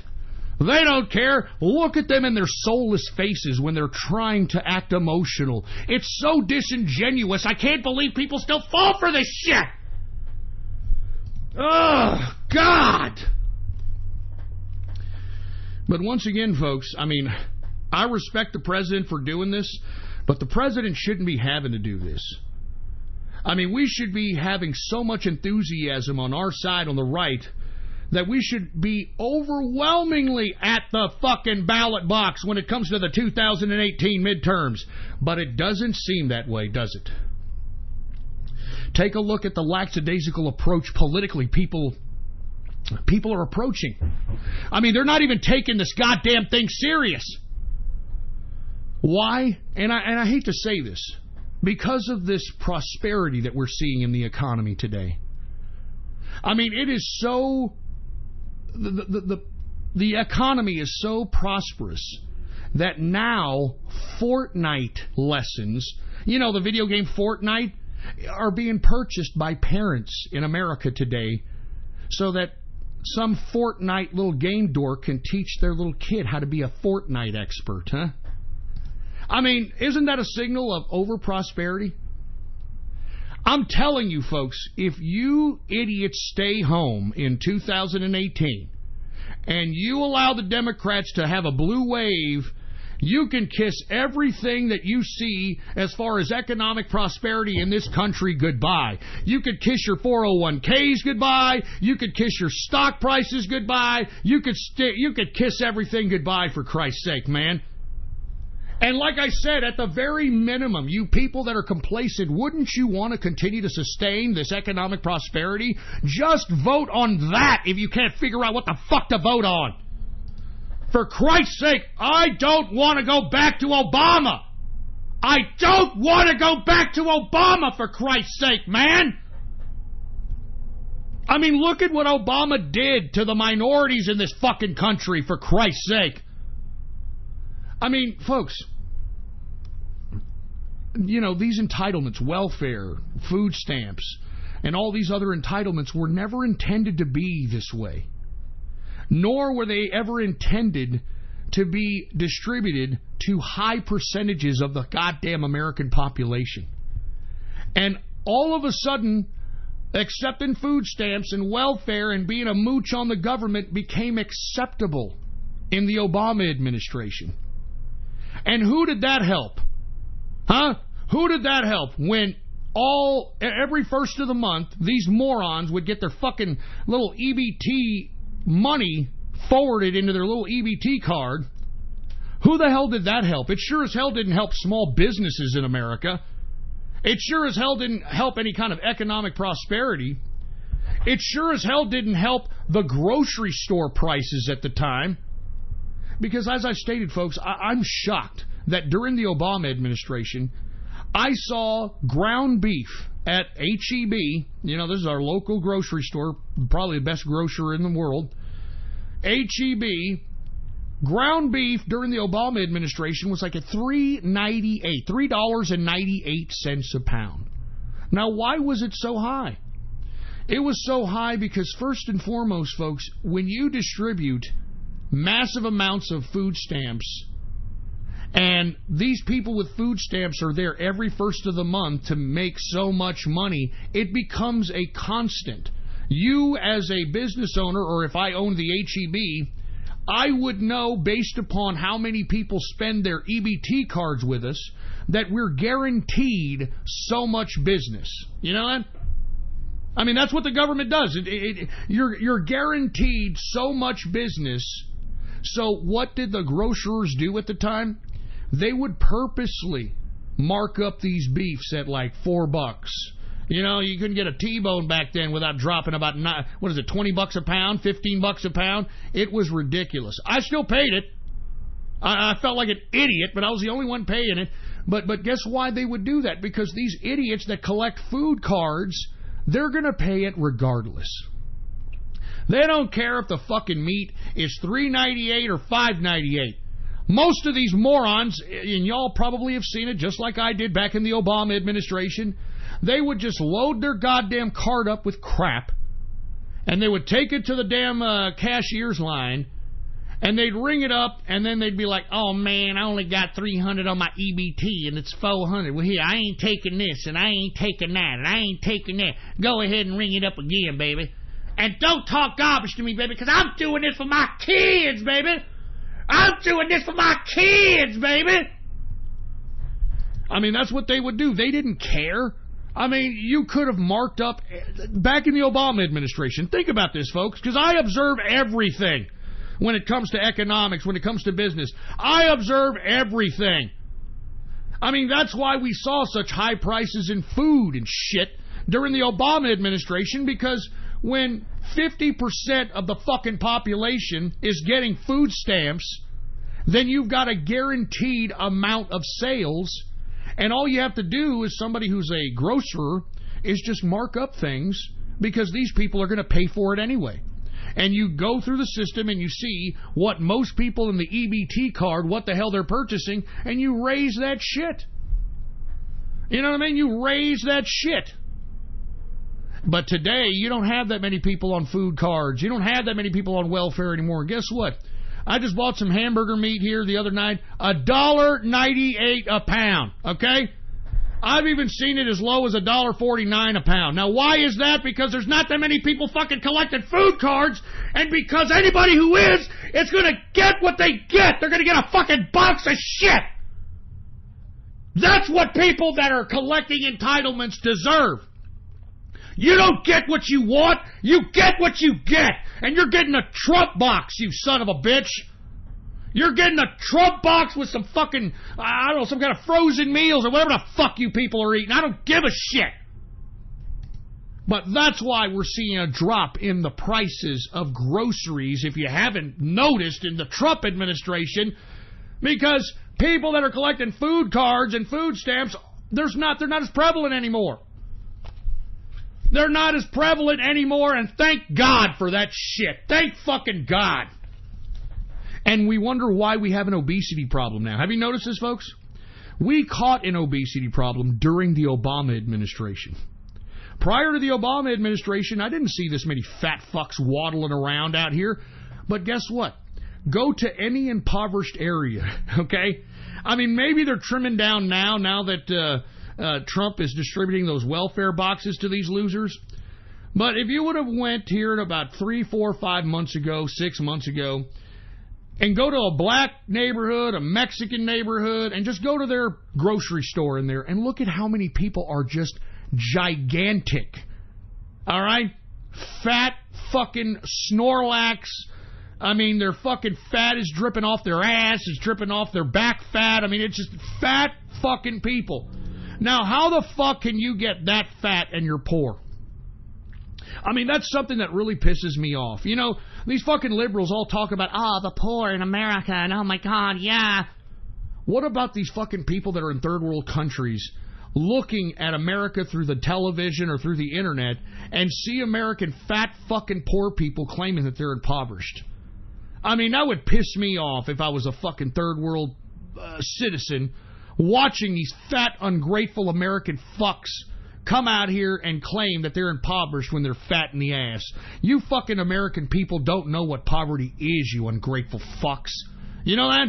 You don't know what poverty is. You want to know what poverty is? Go down to Venezuela, you fucking idiots, and see how people they're emaciating over there. They're literally disappearing. They're emaciating over there because there's no food. There's no medical supplies to deal with the sick. There's nothing. There's nothing over there in Venezuela. Nothing. It's all being distributed in the underground. You know, the underground markets, which is using Dash. Believe it or not, Dash cryptocurrency as a means of exchanging goods and services, because the Venezuela fiat currency and that shitty cryptocurrency is garbage. Nobody accepts it. And meanwhile, I just want to just put a point of emphasis to you people that are promoting socialism out there. Meanwhile, while Venezuela is starving to death, did you see Nicolas Maduro get fed that big fat-ass steak by this faggot Turkish Turk roach? What the hell is his name? Salt Bay? And by the way, you fucking people online, you need to stop making viral people, you know, because of some stupid shit they did on a video. I mean, seriously. I mean, that's Salt Bay shit. Anybody who's... You people are morons, okay? You people are fucking idiots with this. Oh, it's Salt Bay, and oh, look, it's the hot guy from the mugshot, and oh, shut the fuck... I mean, stop it! Stop this shit! Because look at what you did, internets. You made Salt Bay an internet sensation, and guess what? He's serving a fat, juicy steak to Nicolas Maduro doing that little Salt Bay horse shit. Huh? And do you see Nicolas Maduro? He was there with a steak in his face, with a cigar in his mouth, Salt Bay serving him, and his fucking people are starving to death, man. I mean, what kind of a sick maniac are you, man? Your fucking people are starving, and you look like you haven't missed a meal in like 5 fucking years. What the fuck? This is the underlying hypocrisy of all leftists. Always remember that, folks. What you're seeing in Venezuela is what you will see in every leftist government model. Every leftist government model, that's what you're going to end up with. Fucking idiots. Ugh. Anyway, look, I'm sorry. I didn't mean to go off keister there. But I'm not going back, man, all right? I'm not going back to Obama's administration. I'm not going back to that shit. I mean, the whole reason why I started drinking was because I had to work that much harder. I had to be that much more creative as a capitalist. I had to make that much more money just to sustain my lifestyle. Luckily for me, though, I advanced during the Obama administration. But either way, man, I mean, I had to work that much harder to do it, man. I had to work that much fucking harder to do it. Ugh. We're not going back, man. I am not going back to the Obama administration. I am not going back to that leftist socialist bullshit. I am not. And it fucking pisses me off that in America we have people that are running as socialists in the Democratic Party. How is anybody able to walk around safely in America claiming that they're socialist or communist? I think it's a sad day that we've got people proudly saying they're socialists and communists and nothing is happening to these people. I mean, are we all pussies now? Is that it? Is it the single mother epidemic that's turned us all into a bunch of fucking pussies, for fuck's sake, man? How in the fuck are these people that are, I'm a communist, I'm a socialist? I mean, have y'all seen the fucking, the Project Veritas videos that have come out here recently that I've gabbed about? Have you seen them? There's people embedded within our government, the DOJ, the Government Accounting Office, the DOD, that are devout communists and that are devout socialists. You can see them for yourself. It's on film. It's on fucking film. Project Veritas. Look it up for yourself. How can these people walk around safe in America? How? How? Do we have no fucking patriotism anymore? Do we have no pride? These people are dangerous. They need to be systematically eliminated like a fucking cockroach. It pisses me off to no end. To no fucking end. That these fucking socialists and communists can walk around as safely as they do in this fucking country. This is America, damn it. Do we stand for anything anymore, for Christ's sake? Do we stand for anything anymore? How in the fuck can these socialists continue to fucking walk around? How can the fucking communists continue to walk around safe? They should be the venting of everybody's frustration. Fucking pisses me off, man. I'm telling you, look, I'm going to be perfectly honest with you. If you came up to me and said you were a communist, I'd kick your fucking ass. I'm not even kidding. I'm not even kidding around. If you came up to me and said you were a socialist, I'd break your fucking nose. I'm not even kidding. I'm not even kidding. I mean, if we're not going to stand up to these people who are devout enemies of capitalism, then what the fuck are we? What the fuck are we? We're nothing! And I don't believe we're nothing. But by God, man, we can no longer, as American citizens, just sit back and sit on our thumbs and think that this shit is all going to go away. We got to make the environment uncomfortable for communists and socialists out here. We got to make it unsafe to be a fucking socialist and communist out here. And I don't give a shit who has anything to say about it. No one in America should be safe walking the street claiming they're a fucking socialist or a communist. Nobody! No fucking body! Anyway, let me calm down. Let me get a fucking drink of some fucking water. I should be drinking beer, but of course, what I announced earlier in the broadcast, I don't know if I can have beer anymore, so that's fucking great.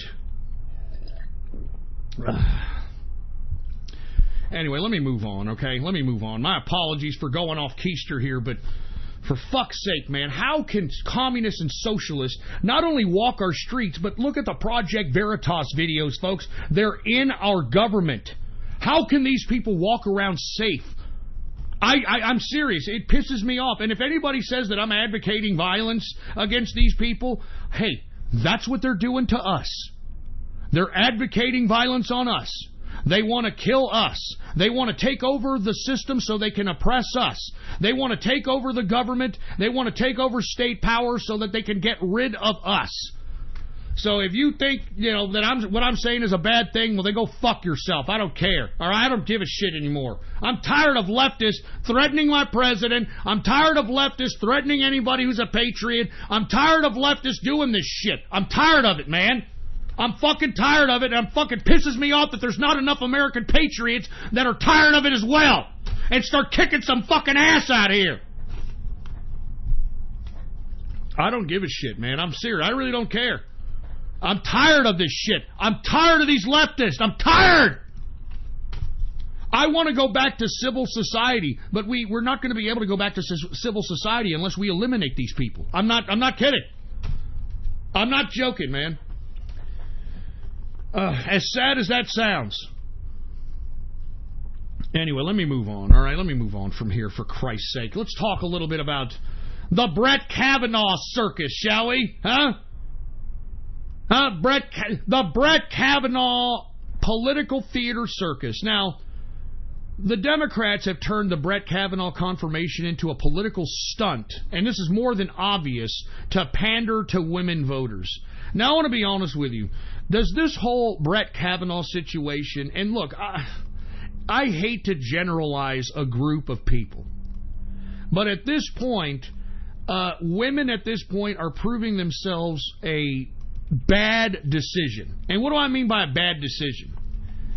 Folks, let's just be honest. The track record of women being in charge of anything is just a horrible, horrible one. I mean, have you seen the Democrat women in relation to this Brett Kavanaugh situation that they brought up themselves? I mean, what is that, Wilderbrand, or I don't know, all these stupid, dumb Democrat bitches. You men need to get up and do something. And I mean, are you fucking kidding me? Do these women in the Democratic Party who are in Congress, do these women have husbands? If they do, I'd like to talk to those husbands right now, okay? All right, and forward to this, if you happen to know Gillibrand and that Hawaii disgusting mongoloid and all these women in the Democratic Party that are politicizing rape, I want you to forward this to you. All right, I want you to forward this to them. dear husband to these Democratic women, can you please get your fucking pimp hand strong on these stupid, dumb bitches, because this is getting ridiculous, okay? And look, I don't care if you call me a sexist anymore, all right? I'm not kidding around. I don't give a shit. Ever since we have allowed these women to go out and become corporate moguls and go out and think that they can be fucking mothers on their own and go out and pretend that they're feminists and muff diving and burning their bras, we have seen a consistent degradation of society. We have seen a complete degradation of society, and I think, if you want my opinion, women at this point, and I'm not just talking about Americans. I mean, take a look at women who have been in charge of governments. Take a look at that one woman from Brazil. I mean, Brazil is in a dire, straight situation because of that stupid woman. Take a look at the dumb broad in Argentina who fucked up Argentina. And she claimed, oops, I hit my head. I didn't know any better. I hit my head. I'm sorry. Look at that stupid cunt from South Korea, who they had to remove because she was getting her orders from some fucking cult of the tuna fish or something. I mean, take a look at Theresa May, which we're going to talk about here in a second. Take a look at Angela Merkel. I mean, folks, I hate to say this, man, but, you know, women, they need to get back in the fucking kitchen, all right? You women need to get back in the fucking kitchen where you belong, okay? You need to get yourself a man. You need to have yourself some children so that you can have true worth. Whatever happened to the matriarchs of fucking families? Remember, everybody loved Mama in the family. Mama did things. Mama cooked. Mama cooked the good food, and we'd do everything for Mama. We would fucking do anything for Mama. But we don't give a shit about Mama no more. Why? Because she's a filthy whore, having kid after kid after kid out of wedlock. And while she's a single mother out here being a working girl and dumping her fucking kids off on a child care provider, she decides that she's going to bring in any Tom, Dick, and Harry to come in and give her a good banging session after going to the fucking Applebee's looking for Alabama black snake. She brings them back in, and who's listening? You know? Who's listening while Mom is getting plowed in the other room by some Alabama black snake? Nothing more than the children. And then we wonder why children... look, I'm going to go there, okay? I'm going to go there. And then we wonder why children are so sexually fucked up. They're sexually confused. I mean, some children don't even want to participate in actual sexual relations. I mean, look, folks, I talk to these children. They don't even want a real sex partner. They just want to rub one out while watching pornographic material. Now, why in the hell would that be more gratifying and satisfying than actually screwing a live human? Because, folks, they used to listen to their mammy getting banged in the other room by every Tom, Dick, and Harry. Huh? And you don't think that kid was like, oh, let me whack it. You know, my mommy's over here getting banged. I'm not kidding! I'm not fucking kidding! I'm sorry, women in America are a joke. They're a fucking joke, and I'm going to talk, all you gentlemen out there, I am encouraging you to entertain the concept of either mail-order brides or try to find somebody over the internet that you can correspond with and, you know, have some visit around, you know, go over there, she comes over here, and then try to get into some marriage with these women. Because American women are complete trash. They're useless at this point. I hate to say it. I'm sorry. I know there's exceptions to the rule. I know there's women capitalists. I know that there's women that contribute to society. But lest we forget, there are more women in this earth than there are men. More women on this earth than they are men. And yet, what's the problem? I don't understand. I mean, you know, why are women still bitching? They're 60%, over 60% of the workforce in America. Why are they still bitching? Because, folks, they need to be put in their fucking place. I hate to say this. I'm tired of this. I'm tired. If you want to call me a fucking sexist, if you want to call me a snake, a lizard, I don't give a shit. I don't. I don't give a fuck. Somebody has to say this shit, man. These women are ruining America, for Christ's sake. I mean, just take a look at the Brett Kavanaugh confirmation, for Christ's sake, man. I mean, this this supposed victim, all right, in this Brett Kavanaugh situation, this supposed victim, Christine Blasey Ford, now she's demanding preconditions for her testimony for this alleged sex abuse claim that she made in an anonymous letter in July of 2018, which this sexual abuse happened 36 years ago when she was in high school. I mean, how is this? I mean, what is this shit?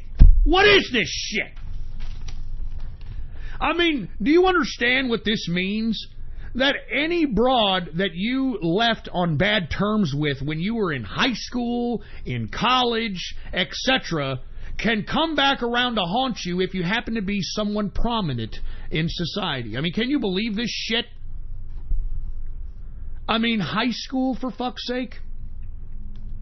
And all these Democrat women are out here trying to fucking throw their fingers in our faces that, you know, you men need to step up. You men need to step up. I think that you Democratic women need to shut up with your disingenuous emotionalism. It's all bullshit. All this crap for this stupid dumb cunt, what was her name? Christine Blasey Ford. Look, I'm going to be honest with you. I'm going to say it, okay? I'm going to say it. If she did get raped at fucking in high school, then you know what? Cough it up to a mulligan, you dumb bitch, all right? What the fuck were you doing there in high school drinking to begin with? Why did you put yourself in the position to get yourself the old in, out, in, out? Why? Huh? I mean, where's some personal responsibility for these fucking bitches out here? Where's the personal responsibility? I mean, good God. I mean, everybody was pissed off. You remember that one guy, what the fuck's his name? I forgot his name. I don't even remember. He was in California somewhere, right? Some bitch fucking passed out in the back of a dumpster, right? She's fucking dead drunk. She's passed out in the back of a dumpster, right? This fucking weirdo decides, oh, man, she's passed out. Let me go ahead and give her the old in, out, in, out. And everybody was pissed off because the court gave him, like, what was it, like a year sentence or something that was really, really, really minor. Folks, you have to take responsibility for your own fucking actions, man. All right, you've got to take responsibility. If you as a woman are going to a fucking party, you better make sure that you bring a lot of friends, and you make sure those friends aren't just going to leave you after you become an obnoxious drunk bitch, all right? And all this stuff. I mean, you've got to take certain responsibility, or just don't put yourself in that position. Don't put yourself in that position. Don't go up to the man's room when he asks you to go up to his room. Don't go into the man's house when he asks you to go into his house. I mean, no crap. I got a woman right here in the damn chat room. Oh, no, never mind. Well, hopefully it's a woman saying, hey, you wouldn't get raped if you were at home studying, you know? You wouldn't get raped if you were out there taking care of your family. You wouldn't get raped if you were doing things to progress yourself as a human being. But, man, in the day and age where 50 Shades of Grey, the book 50 Shades of Grey is the most sellingest book in history over here, it goes to show you that women are a contradiction. You know, women are that's why they need to be forced back in the fucking kitchen. And I'm sorry, folks. You gentlemen, I'm not telling you to be physical with these women, because lest we forget, women in America are a protected class. I mean, if you don't think they're a protected class, why do you think this stupid dumb bitch, Christine Blasey Ford, is demanding preconditions? This is an allegation of a 36-year-old fucking alleged sexual abuse. I mean, there hasn't even been an investigation into this shit. I mean, there's nothing. It's just a he said, she said bullshit, and this broad is demanding preconditions for her testimony? Did you hear some of the preconditions? Well, I don't want to testify first, okay? I want Brett Kavanaugh to testify first, and then I'll testify second. And I want a woman lawyer, okay? I don't want to answer the questions of the Senate Judiciary Committee. I don't want to do that. You dumb, stupid broad, who the fuck do you think you are?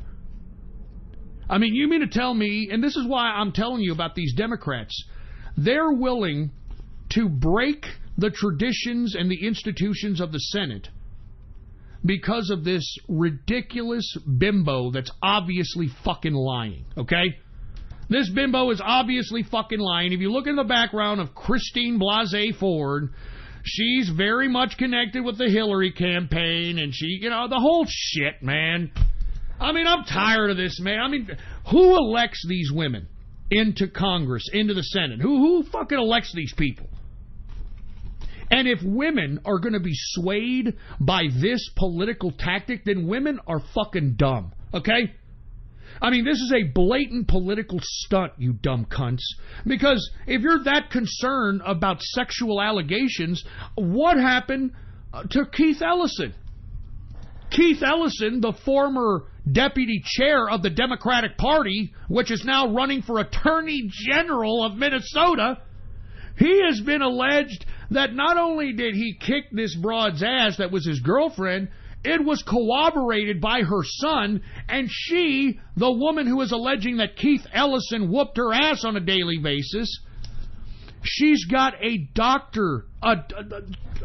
fucking doctor's documentation in which she went to the doctor and she got treated for the physical and mental abuse that Keith Ellison did upon her. And yet, where are the goddamn Democrats when it comes to this? How come there's no FBI investigation? Because that's what the Democrats are calling for. Oh, well, an FBI investigation into a 36-year-old crime. Why don't we call for Keith Ellison an FBI investigation? I mean, there's more proof for Keith Ellison than there is anything related to this fucking Christine Blasey allegation. And let's keep going. Why don't we talk about Cory Booker? Remember, we talked about him before. Let's talk about him again, you know. Oh, this is my Spartacus moment. This is my bald-head mulatto Spartacus moment.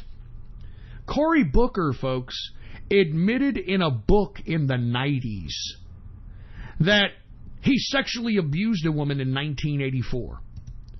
That during New Year's Eve time in 1984, when he was 15 years old, since we're going to go back to the old high school days, when he was 15 years old, he went in and tried to kiss and physically grope a woman, and he describes it in his own fucking book.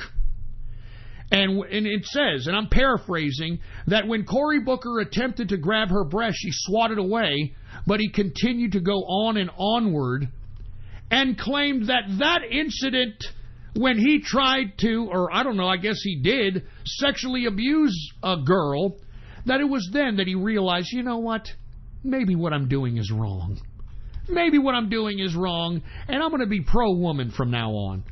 You know, this idiot has one date rape, all of a sudden he has compassion. What the fuck? Give me a break. I want an FBI investigation into Cory Booker. And guess what? If you take a look at this, because this just hit the fan, this Cory Booker news, that he admitted he sexually abused a woman in 1984 New Year's Eve. Did you hear how CNN and Huffington Post are trying to spin this? They're saying, well, there's a big difference between what Kavanaugh did and what Cory Booker did. Cory Booker at least admitted it, okay? He admitted it in the book, and guess what? He learned from it, okay? That's the difference. That's the difference between Cory Booker and Kavanaugh. They're actually fucking publishing this on CNN, on fucking Huffington Post. I'm not kidding. I'm not kidding. They're justifying Cory Booker sexually abusing a woman while he was 15 in 1984 because he admitted it and he learned from it. I mean, Jesus Christ.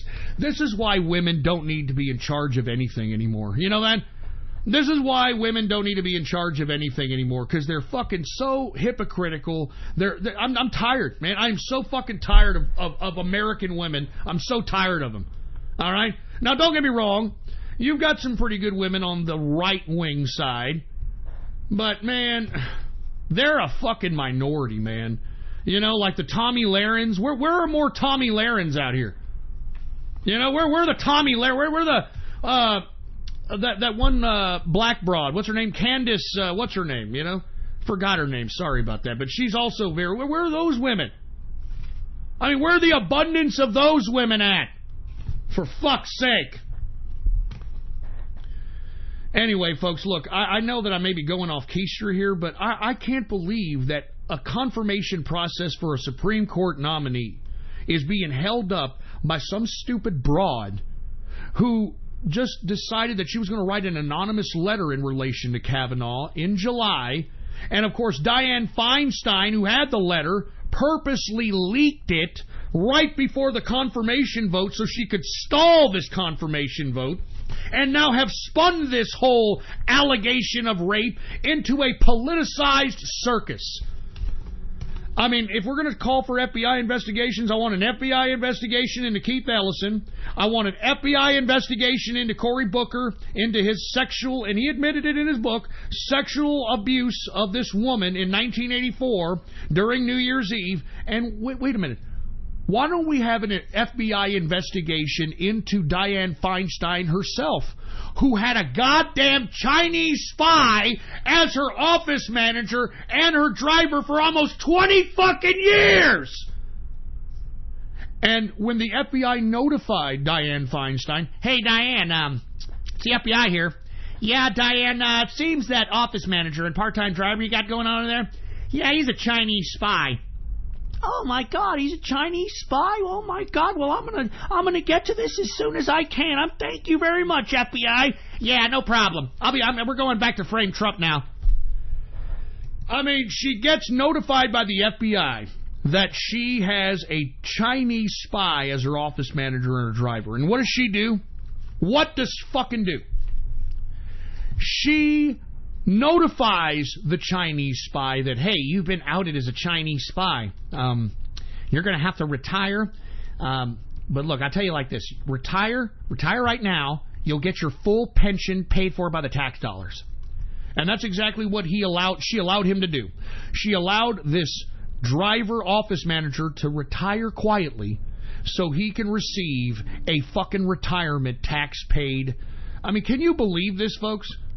And meanwhile, I do want to also add that Dianne Feinstein's husband became very rich in relation to something that he did in China business-wise. Is this a coincidence? I don't think so. Where's the FBI investigation into that? Where's the FBI investigation into Dianne Feinstein and her connections with China? This proves, folks, that there's a double standard in the FBI's justice. And our justice system has been compromised as far as I'm concerned. I don't trust the FBI. I don't trust the DOJ. I think that these are nothing more than government-sanctioned criminal organizations at this point. And they need to come up with something. The DOJ and the FBI have got to come up with something, because they're running this goddamn organization like they are Stalin's Gestapo, or not Stalin's Gestapo, but Stalin's fucking Iron Curtain, or whatever the fuck they called it. Whenever he would disappear people, remember Stalin? He would not only kill you, he would make you disappear. He would remove you from photos that you had with him. I mean, it was ridiculous. Fucking. I'm so tired of this. I'm sorry, and if you're a woman that's taking offense to what I'm saying, I'm sorry, but there's not enough women that have any kind of intelligence, common sense, who take responsibility for things they do. There's not that many of them out here, man, and it sucks, and I'm tired of it, and that's why I'm encouraging every young chap that's listening to me in America, man, import the women. All right, import your woman, whether a mail-order bride or go on the internets and find one. Import these women. And I guarantee you, folks, okay, you gentlemen, when there's an epidemic of women being imported so that they can have traditional wives, so they can have traditional families, etc., you're going to see these same women that are on the Democrats and left side and feminists trying to make laws prohibiting such immigration from happening. Even though they're pro-immigrant right now, even though they want open borders right now, I guarantee you, when you young gentlemen start replacing American women with foreign women, they're going to try to make it a point. They're going to try to make it a point to make it illegal for you to import your wife. You know that? And you want to know something? That's what should be done, because no one at this point should be getting with an American woman at this point in time. I wouldn't trust an American woman as far as I can throw their fat asses. And let me tell you, man, that's a sad thing to say. That's a fucking sad thing to say, but I don't... that's why all these goddamn young people are turning fag, man. That's why they're turning queer. I don't blame them.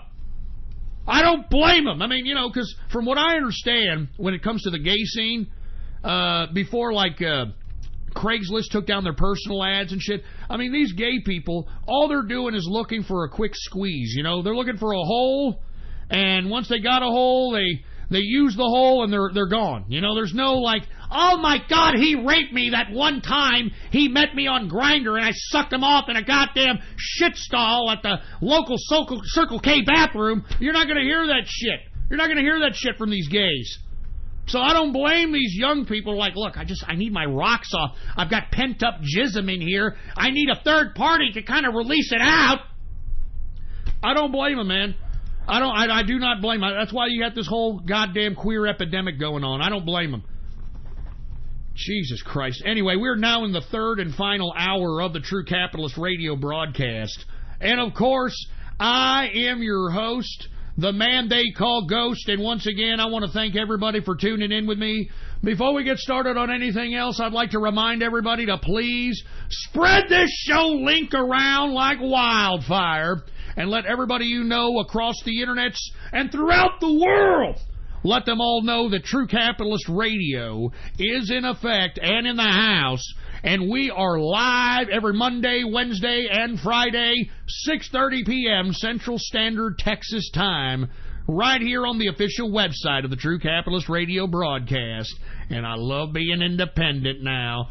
Type this in your bookmarks, or excuse me, type this in your browser, add this to your bookmarks, add this to your favorites, the following, ghost.report. All right? Ghost.report, that is the official website of the True Capitalist Radio broadcast. So go ahead and do what you got to do, ghost.report. And by the way, folks, if you're looking for some merch, you know, some True Capitalist Radio merch, some Ghost.report merch, some Russian hacker merch, go ahead and take a look at Ghost.market. All right, Ghost.market. That's all you got to type in your browser right now, baby. Ghost.market is where you want to go to get the True Capitalist Radio garb, to get the Ghost.report garb. I'm telling you, we're going to be adding some things this weekend, so make sure to check it out. Ghost.market is what you type in your browser and add to your bookmarks, add to your favorites, all right? Anyway, oh yeah, one more thing before I move on. Thank the folks here recently who have put into the cryptocurrency wishing well at Ghost.report. For you folks that are unaware, if you want to continue to see the kind of content that you're seeing here on this broadcast, by all means, go to Ghost.report, click the cryptocurrency wishing well, and throw in some cryptocurrency, make a wish, and all your wishes will come true. And on top of that, folks, you'll be helping the True Capitalist Radio broadcast sustain the operation that is the True Capitalist Radio broadcast. So by all means, take a look at the cryptocurrency wishing well, baby. And thanks to the guys that hooked up the Ethereum, some more Quantum. I think I got some Litecoin, man. Thank you guys very much. Very much appreciated. That's what continues the show, man. I mean, you know, like I said, monetization is now very difficult because yours truly has been banned from doing any kind of business. I mean, I hear Alex Jones, yeah, man, you know, I'm Alex Jones, and, you know, they're trying to ban me, they're banning me everywhere, they're banning me all over the internets, and it's not fair, this is not fair, my filters is not being sold, my filters! Hey, asshole, I was banned from all kinds of shit like 2 years ago, man. And what did I say 2 years ago? I said that when I got banned because of speech, that it's going to be nothing more than a complete. It's going to be a genie that you can't let back in the bottle. I said if it was going to happen to me, it was going to happen to each and every one of you. And look at what happened. Look at what happened. Now Alex Jones wants us to give a shit about him, even though many of us have already been banned for years, for Christ's sake. Go fuck off, Alex. All right? Go keep drinking. All right? Go keep drinking. I know that's what you're fucking doing, for Christ's sake. You look like hell. You look like hell. And you know what? I'm going to be honest with you, Alex. You should not have been thinking that you could make yourself like some legitimate network of news. Okay? Because that's why they're going after you, idiot. As a matter of fact, you're the catapult of the reason why the left calls right-wing facts and information fake news. Because you over-dramatize shit, Alex, every fucking day when you were on fucking YouTube.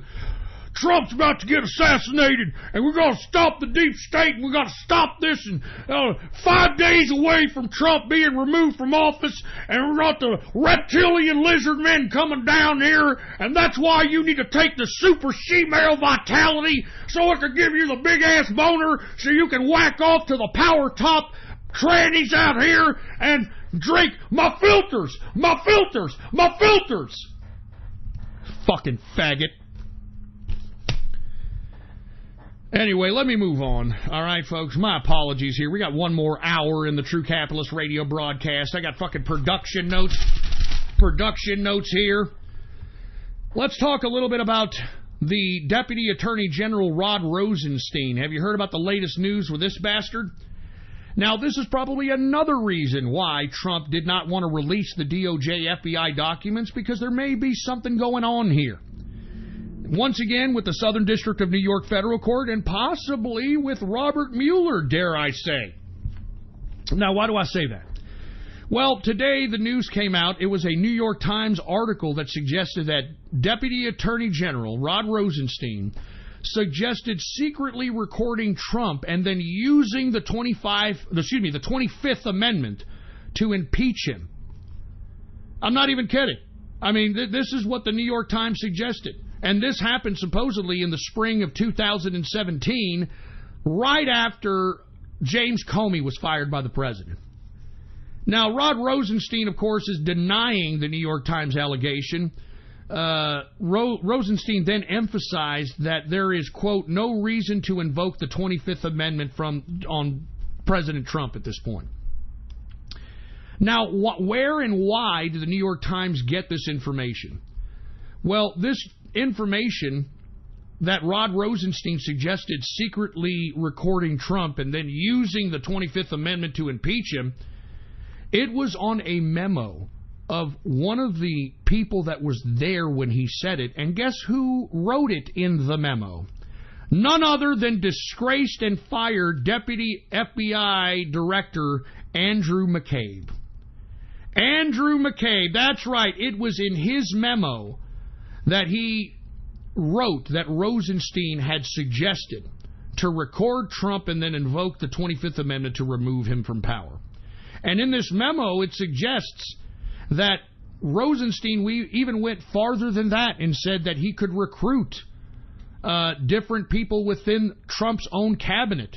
Even John Kelly at the time, who was the head of the Department of Homeland Security, in an attempt to remove the president.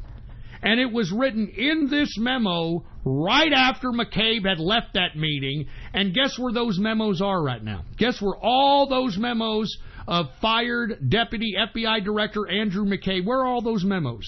They're in the possession of Robert Mueller's special counsel. Now, what is Robert Mueller's special counsel doing with the memos of this fired, disgraced FBI Director Andrew McCabe? I mean, that's a very good question. That is not Russia Trump, is it? I mean, do you see now why the president kind of went a little back on potentially releasing these Russia Trump documents? You see why now? Things are all of a sudden starting to come out. Now, you got to ask yourself, how the hell did the NY Times, the New York Times, find out this information?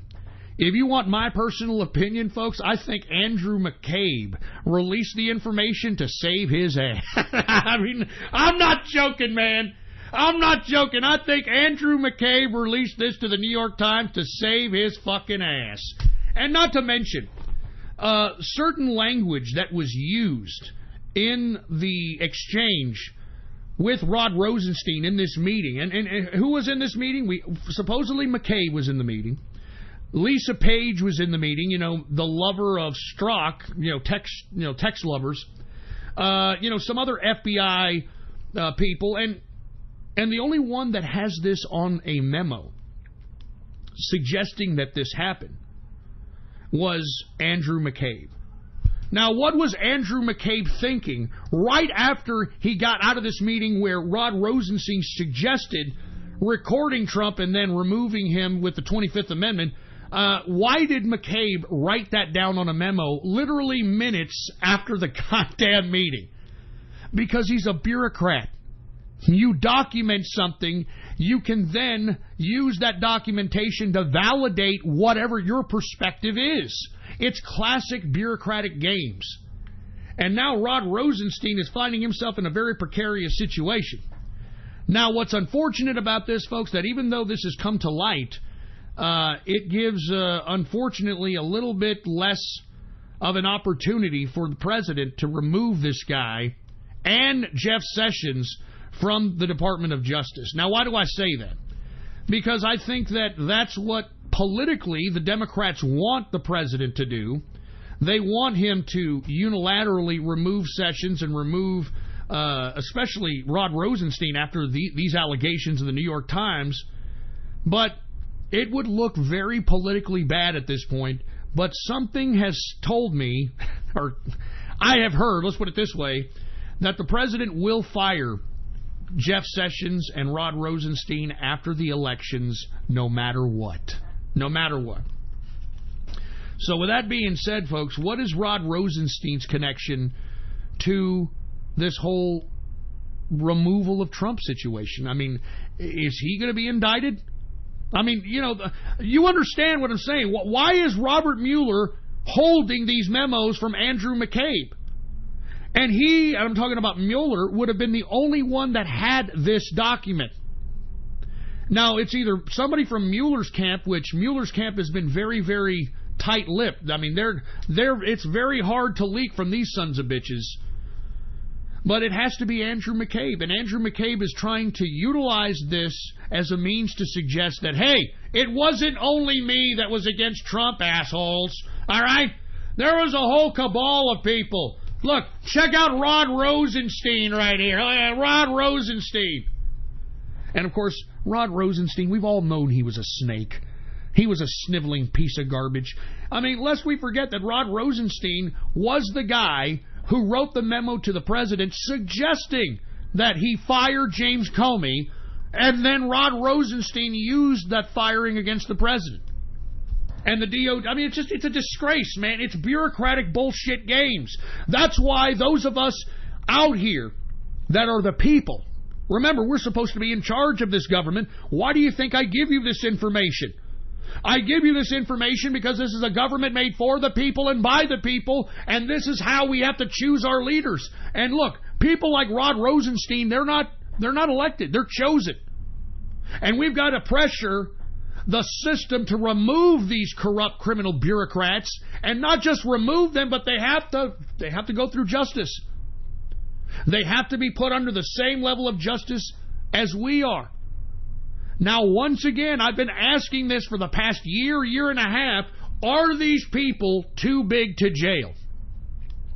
Is Rod Rosenstein and James Comey, Andrew McCabe, Peter Strzok, Lisa Page, Bruce and Nellie Orr, are these people too big to jail?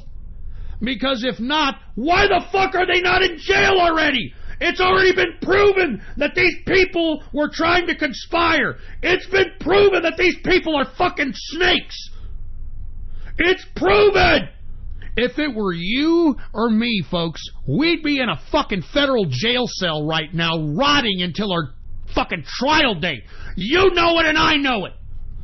Are these people too big to jail? And if they're not, then why isn't there enough uprising in the United States of America demanding justice from these sniveling fucking weasels? I mean, lest we forget, folks, these people jeopardize the institution of the judicial branch. The Department of Justice and the FBI are the highest bureaucrat systems within the judicial branch, for Christ's sake, man. You want to talk about constitutional crisis? These scumbags are doing it, for Christ's sake. Fucking wake up, America. God damn it.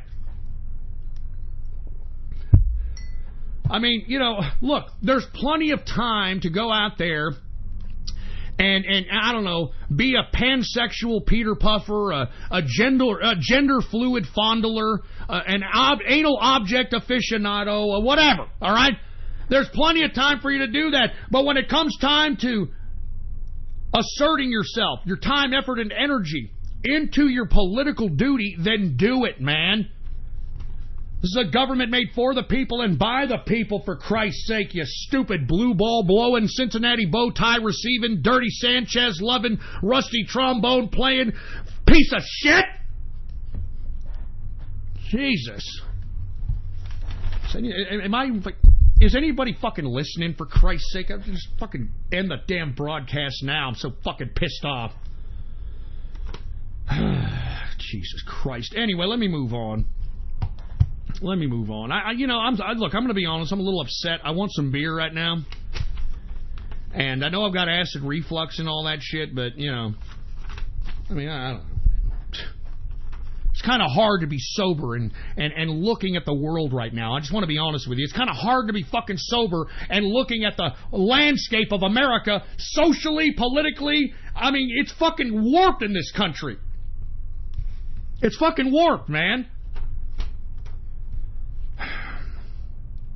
Anyway, let me move on, all right? Let's talk a little bit about the United Nations.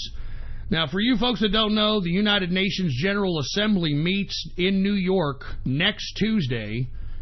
The president is going to be making a speech at the United Nations, and the beautiful part about it is that the president is going to be emphasizing sovereignty, not globalism. And that's the beautiful part about the president in his latest speech, actually the one in Las Vegas. He says, and I love when the president says this, he says, I'm the president of the United States, not the president of the globe. And that's the beautiful part about this president, man. He has put a monkey wrench into the engine of globalism. And what have I always told you, folks? Globalism is communism. It is communism. Just take a look. They're trying to converge countries into unions, like the European Union. Look at how many countries are in the European Union. They're trying to erase those borders. They're trying to erase those cultures, erase those races, so they can become a new Europe. And that's what they're going to do to Africa, folks. The African Union was already approved about several months ago. We covered it on this broadcast. They're currently in negotiation with the Asian Union, but because there's so much racism amongst the Asiatic races, that one's, coming a little harder to come around to. You know what I mean? So once again, the United Nations General Assembly meets in New York next Tuesday. The president is going to make a speech. He's going to emphasize sovereignty. And hopefully everybody who's attending the United Nations gets that. Unless we forget, folks, what has happened ever since we've acknowledged the United Nations? Ever since the United Nations was incepted, what has happened? Nothing but perpetual war, nothing but perpetual famine, nothing. They have done nothing. Remember, this concept of the United Nations began in the early 1900s as the League of Nations. Now, where did this concept come from, the League of Nations? It came from a stupid German philosopher who never, and believe it or not, this philosopher never traveled outside of 30 miles from where he lived. And yet this guy is supposed to be the expert on globalism. I'm talking about Immanuel Kant with a K. Immanuel Kant was the guy who created the League of Nations in a piece called Perpetual Peace. Perpetual Peace by Immanuel Kant lays down the groundwork and the foundations on what the hell the League of Nations that ended up evolving into the United Nations ended up becoming. Now, ever since this League of Nations, then soon later known as the United Nations, came into power, what has happened? The whole idea of this idea of League of Nations or United Nations was to perpetuate peace, right? Have we had peace ever since the inception of the United Nations? Absolutely not. On the contrary, folks, all that you have with the United Nations is war management. That's all it is. You notice that wars nowadays, there's no winners or losers anymore? No, there's not. There's war management. They manage wars. They don't win war. Nobody wins wars anymore. We manage wars. Now, who would want to manage a war other than some sick, demented monarch or a communist? Because that's what communists want to do, folks. They want to micromanage everything. That's what communism is all about. Micromanaging your life. Micromanaging domestic politics, sociality, economics. Micromanaging international relations. Micromanaging everything. I hate to keep reiterating this, but it bears repeating, folks. If you're a communist and socialist, then you personally acknowledge that you relinquish your freedom, your decision-making, your choice. You eliminate that. You have given it to the state once you've submitted. Once you've submitted to the socialist or communist regime of any kind, you are no longer an individual. What you think, no matter who you are, doesn't matter unless you're a part of the communist or socialist government. That's what I keep telling you, folks. America is the last bastion of freedom. And look at all these leftists and Democrats trying to destroy it. They want to destroy this freedom. Because let's be honest with you, a good portion of the left are a bunch of nobodies. They're useless idiots. They've probably fallen on bad times and they want to blame everybody else but themselves on why their life sucks. And because their life sucks, they want everybody else's life to suck. So believe it or not, that's a good portion of the demographic of those that actually vote for Democrats, the left. These people are sour people.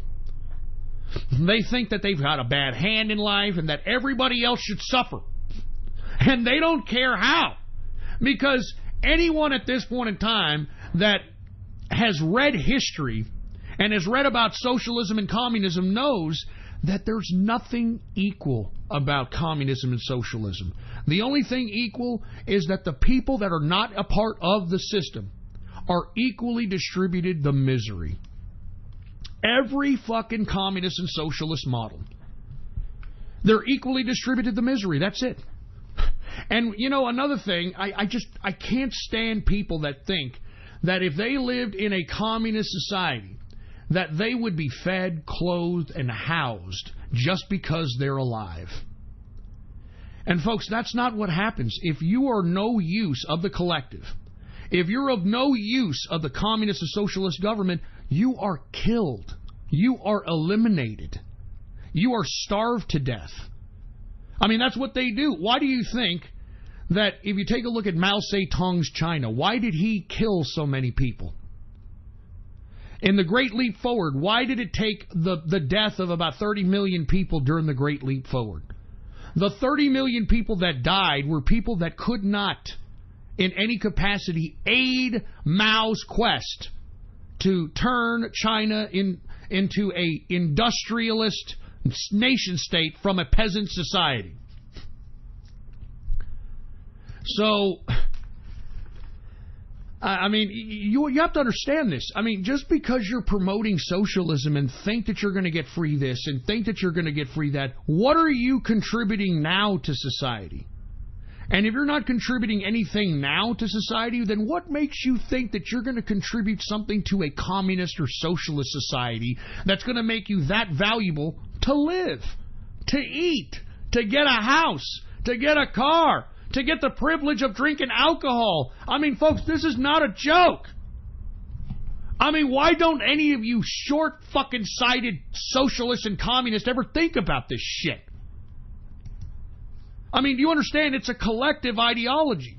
And if you don't provide the necessary means to either take a great leap forward or a cultural revolution or whatever's being dictated by the state, if you have no kind of contribution in that, you're eliminated. You're dead. You're prohibited from eating. Because the society of the collective doesn't need you anymore. You're not wanted. You're not going to aid the progress of the rapid facilitation of the dialectic. And I just can't believe you people can't get that through your heads. I just can't believe it. I mean, for instance, here, look. Let's have a debate, okay? Let's have a real debate. Let's have a debate with here's capitalist me, right? And here's Mr. Optimism, who happens to be a devout communist over here. Say hi, Mr. Optimism. Hi, how you doing? Now, Mr. Optimism, I say to you, why don't you give us a valid reason why communism is a valid idea for the world society? Can you do that? Well, Ghost, yes, I possibly could do that right now. Well, first and foremost, I want to thank everybody for listening to me because I want to describe to you what communism really is. Now, I think Ghost has described this many times when describing the dialectic philosophy that was actually written by a man by the name of Hegel, Friedrich Hegel. Now, this man's philosophy was that he believed that if one set of reality existed and the contradictions of that reality were exposed, there would be a new reality given a new perception until another set of contradictions exposed a new reality from there, hence creating a new perception, and so forth. And you see, this particular evolution in philosophy and dialectics is something that humankind is going to have to wait thousands of years for, because at the end of the dialectic philosophy is a contradictionless society. A contradictionless society. Now, what us communists try to do is we try to centralize the authority of the state and utilize the intellectuals of that state so that we can comprise their intellectual capital to facilitate investments in certain policies that facilitate the dialectics at a rapid pace. You know, instead of waiting 1,000 years for the dialectic philosophy to fulfill itself into a contradictionless society, us as communists, we actually believe that we can force the dialectic instead of waiting for the dialectic. Now, our philosophy, believe it or not, as communists, is called dialectic materialism. Now, what does that mean? That means that we incorporate the dialectic, but at the same time, we view everything on this earth as material. And that includes human beings, that includes animals, that includes everything. Every living organism is nothing more than a material, much like a building block, much like a piece of lumber. And much like building blocks and pieces of lumber, sometimes you need them and sometimes you don't. And this is why, in a population in a communist society, the dictatorship of the proletariat is forced based upon the intellectual decision-making of the policymakers to differentiate those that are going to aid the communist goal of rapidly facilitating the dialectic and those that are going to hinder us from facilitating a rapid facilitation of the dialectic. And those that are going to hinder us, we no longer need. So as a result, we get rid of them in some capacity.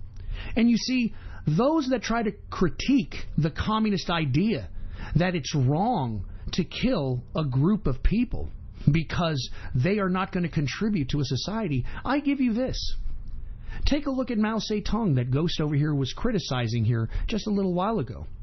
When Mao Zedong took control of China, and once he implemented the Great Leap Forward, regardless of the millions of lives that were lost, but Mao turned a peasant-based society into an industrious nation-state by forcing the dialectic. So even though those 30 million people that died in respect to the Great Leap Forward, they were actually a necessary sacrifice so that we could help facilitate a rapid facilitation into the Hegelian dialectic. Now, what culminated after the Great Leap Forward? What culminated was the fact that China was no longer a peasant society.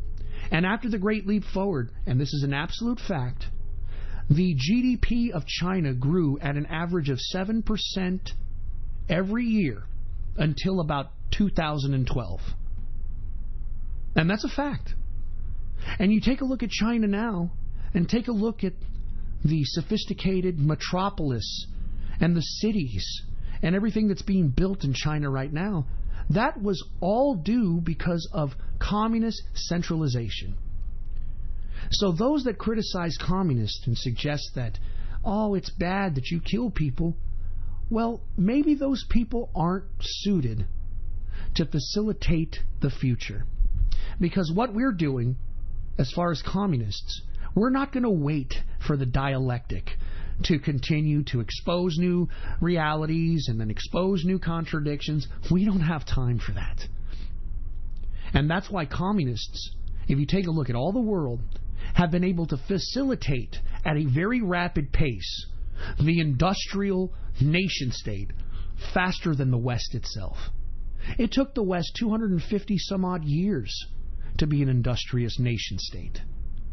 It took China a mere 80 or 90 years to do so.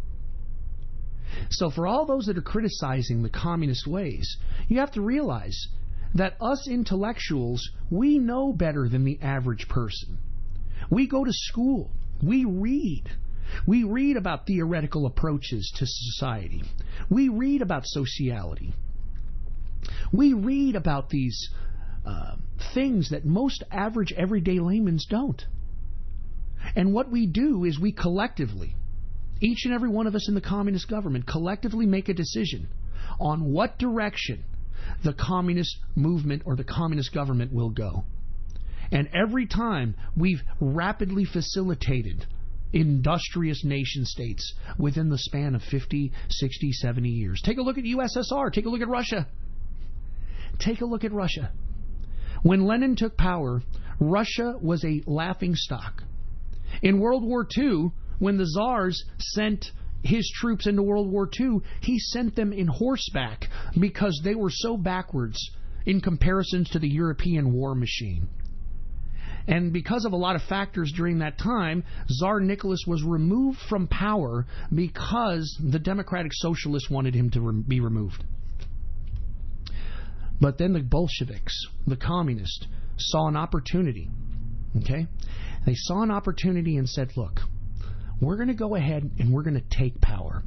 And Vladimir Lenin, being the genius that he was, he pre-planned the communist infrastructure prior to this revolution from happening. He went from village to village in Russia. It took him 10 even plus years to do it. And coordinated and created a communist bureaucratic system so that when Lenin took the power from the Democratic Socialist, because the Democratic Socialist only knew how to remove the Tsar, once the Tsar was removed, they had no idea how to govern Russia. So that's when Vladimir Lenin, Trotsky came in, and they just took power. And once they took power, what happened? Collectivist, communist economics was implemented at its hardest core. And people were very critical of Lenin. People were very critical of Stalin. But lest we forget, from 1910 to about 1945, those years alone created the superpower that is the USSR. And lest we forget it, in 1910, USSR was a peasant-based society. There was no industry, nothing. But collective ideology, the intellectuals of the country, utilized their dictatorship or the proletariat and forced the dialectic onto Russia.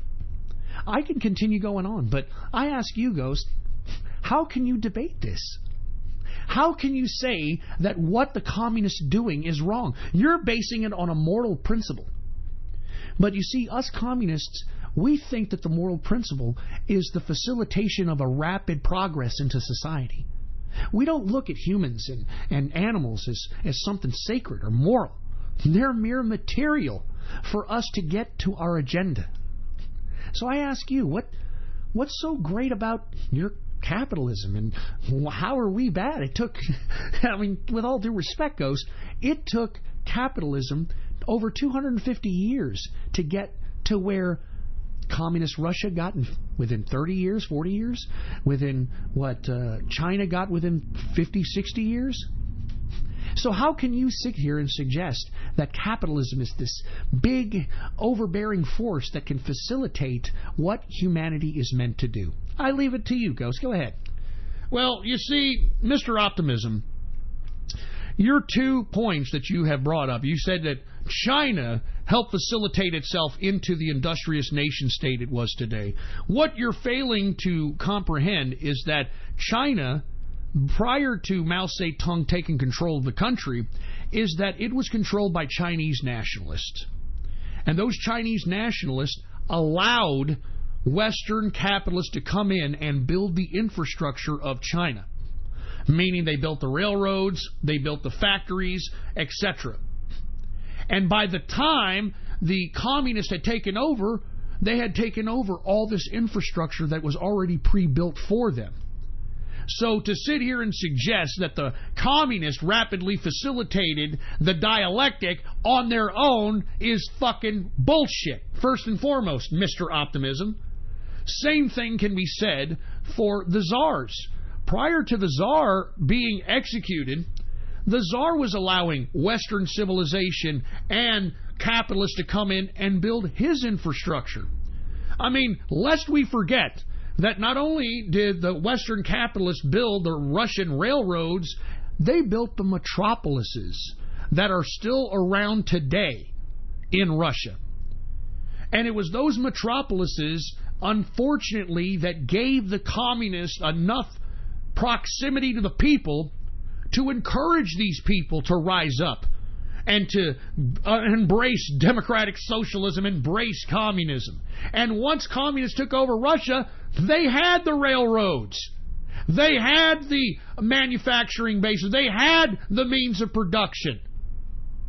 I mean, how come your little, oh yeah, communism does this and that, how come it didn't work in fucking Cambodia?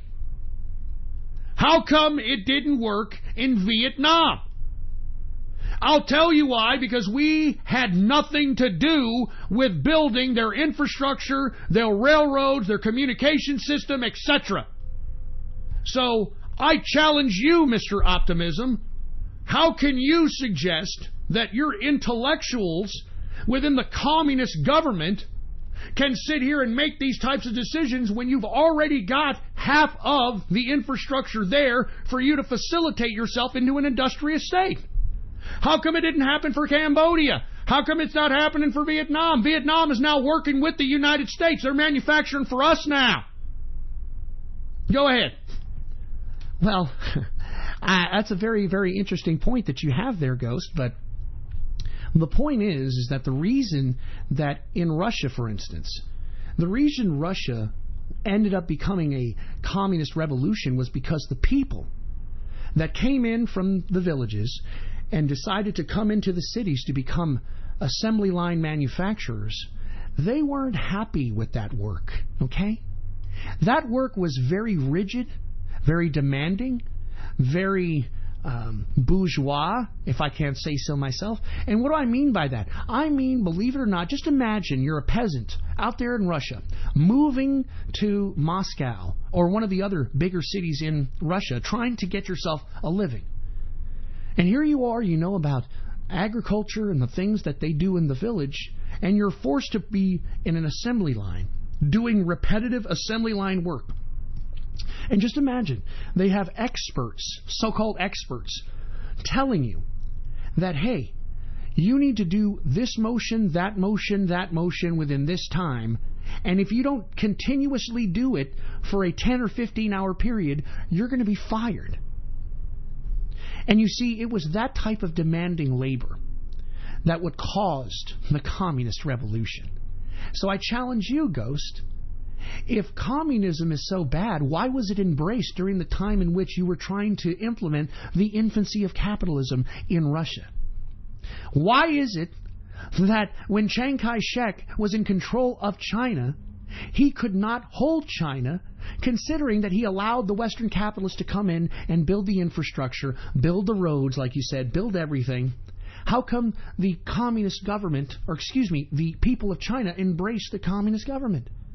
It's because they don't want capitalism.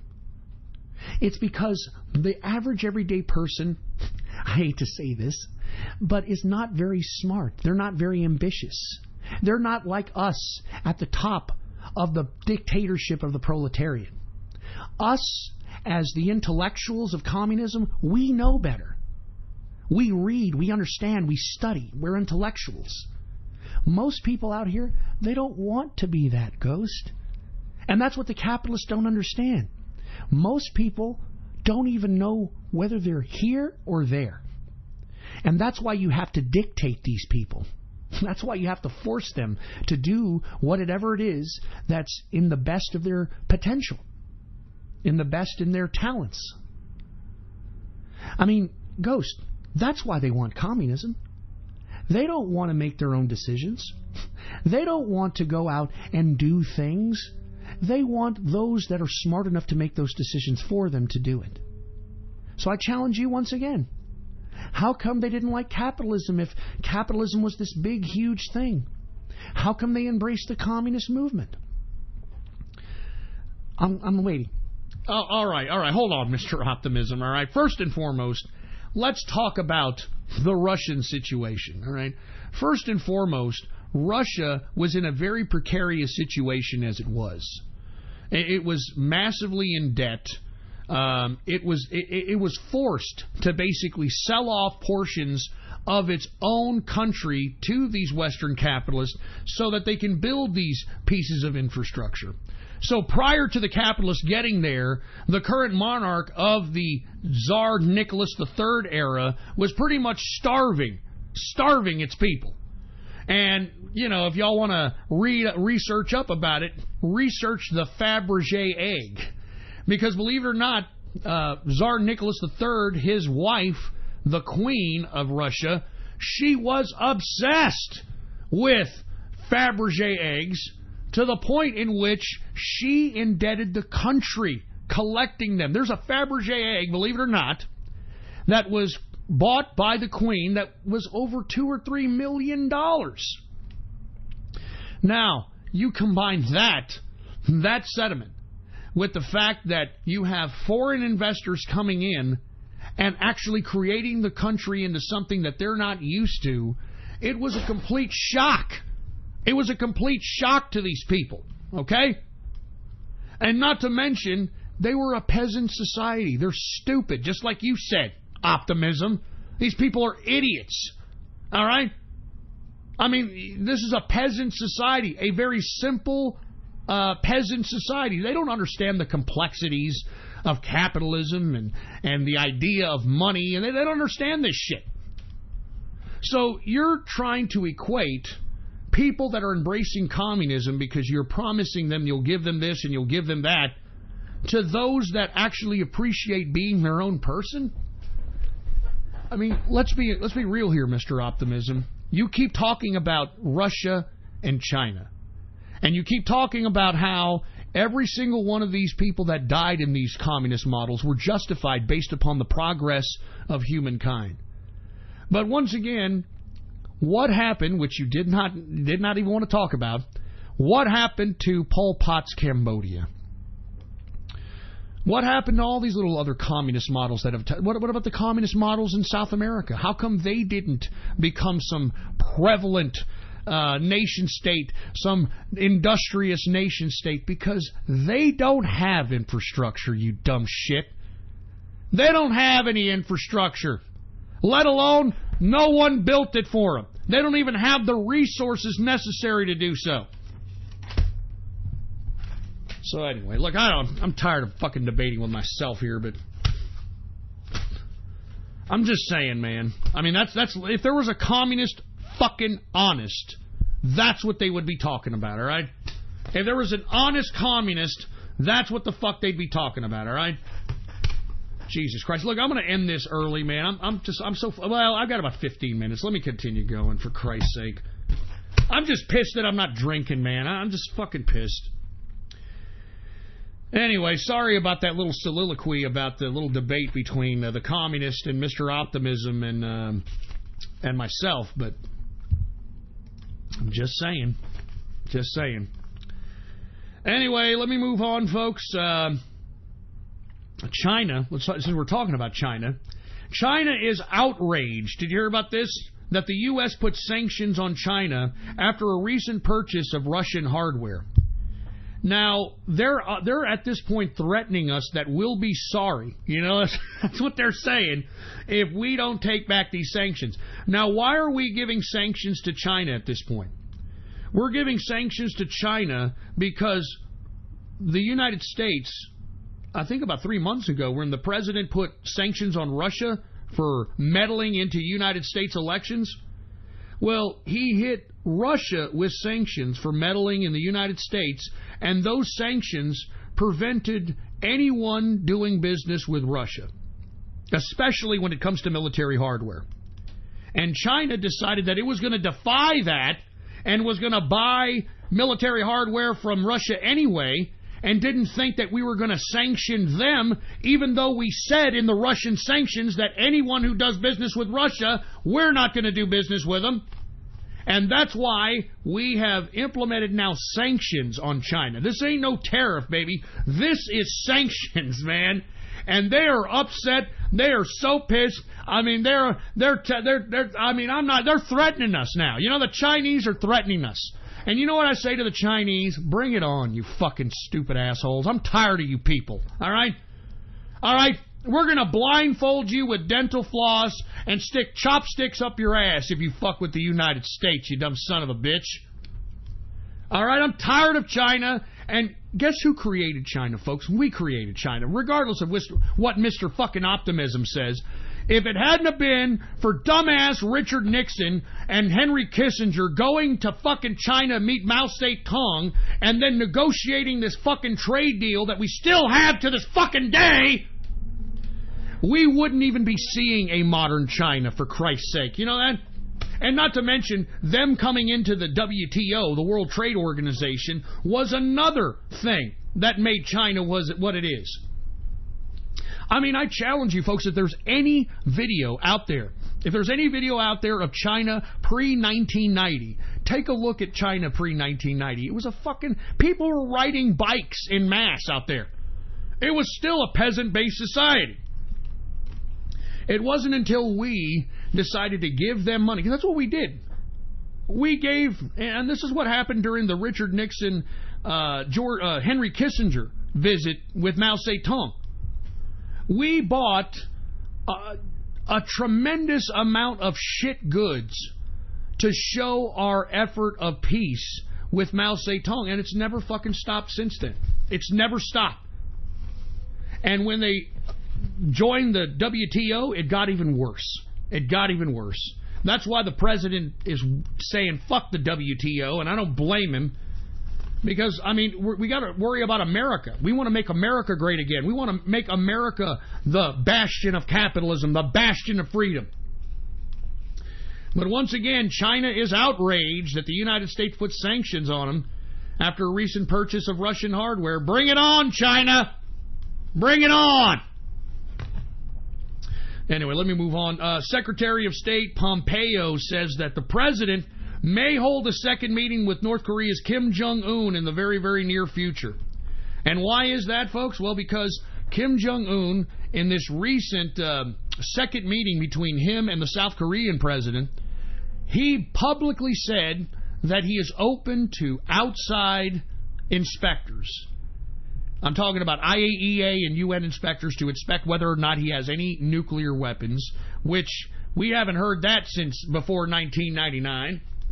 And he also suggested that if it wasn't for Trump, there wouldn't be any peace in the peninsula. And that's absolutely a fact. Even though the lamestream media doesn't want to say shit about it. That's an absolute fact.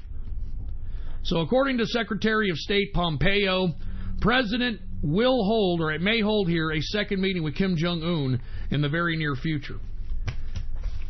And I'm wondering what kind of meeting that's going to be and what kind of signing, what the document is that Kim Jong-un and President Trump are going to sign this time around. Maybe a business deal. You know, maybe allowing, because that's what North Korea needs right now. North Korea needs Western investment to come in and build the infrastructure, build the electrics, build all that shit. But we shall see. We shall see what happens in North Korea. I'm starting to become cautiously optimistic here when it comes to North Korea. Now, we were talking about Vietnam earlier during that little debate with Mr. Optimism. Did y'all hear that the president of Vietnam, Tran Dai Quan, died here today, or actually yesterday I think it was, of an unknown illness that the communist government of Vietnam refuses to highlight. Now, what's very interesting about this is that this guy wasn't that terribly old, you know. I mean, what was it? Tran Dai Quan was 61 years old and the president. Now, the president basically makes him the second in command, as I know the Vietnam system. The first in command is somebody who is in charge of the Communist Government Party. The third in command is the Prime Minister. So this is a very interesting situation, and the reason I bring this up is because I don't know about the situation yet. I got to do some more research. But you're not president and just die of unknown illnesses, all right? I mean, seriously, you don't just die and you're a president of a country. So this guy was taken out for a reason. And throughout the weekend, I'm going to investigate why the hell this president of Vietnam was taken out. And why do I know he was taken out? Because he died in a military hospital, for Christ's sake. He died in a military hospital. Just say it. So I wonder why. I wonder what Vietnam's going to do here in the future. Because in my opinion, you only hear about this kind of stuff unless Vietnam is going to make a major move. Or whatever country, whatever country gets rid of their leader, they're going to make a major move. And keep your eye on Vietnam, man, because this President Tran Dai Quan dying of unknown illnesses, or of an unknown illness, is very interesting here, and we shall see what the culmination is of that. And last but not least, folks, Theresa May, her little stupid checkers plan was rejected by the EU, and now Theresa May touts that no deal is better than a bad deal. Now, lest we forget, we talked about it several months ago, that they've been planning for a potential no-deal Brexit.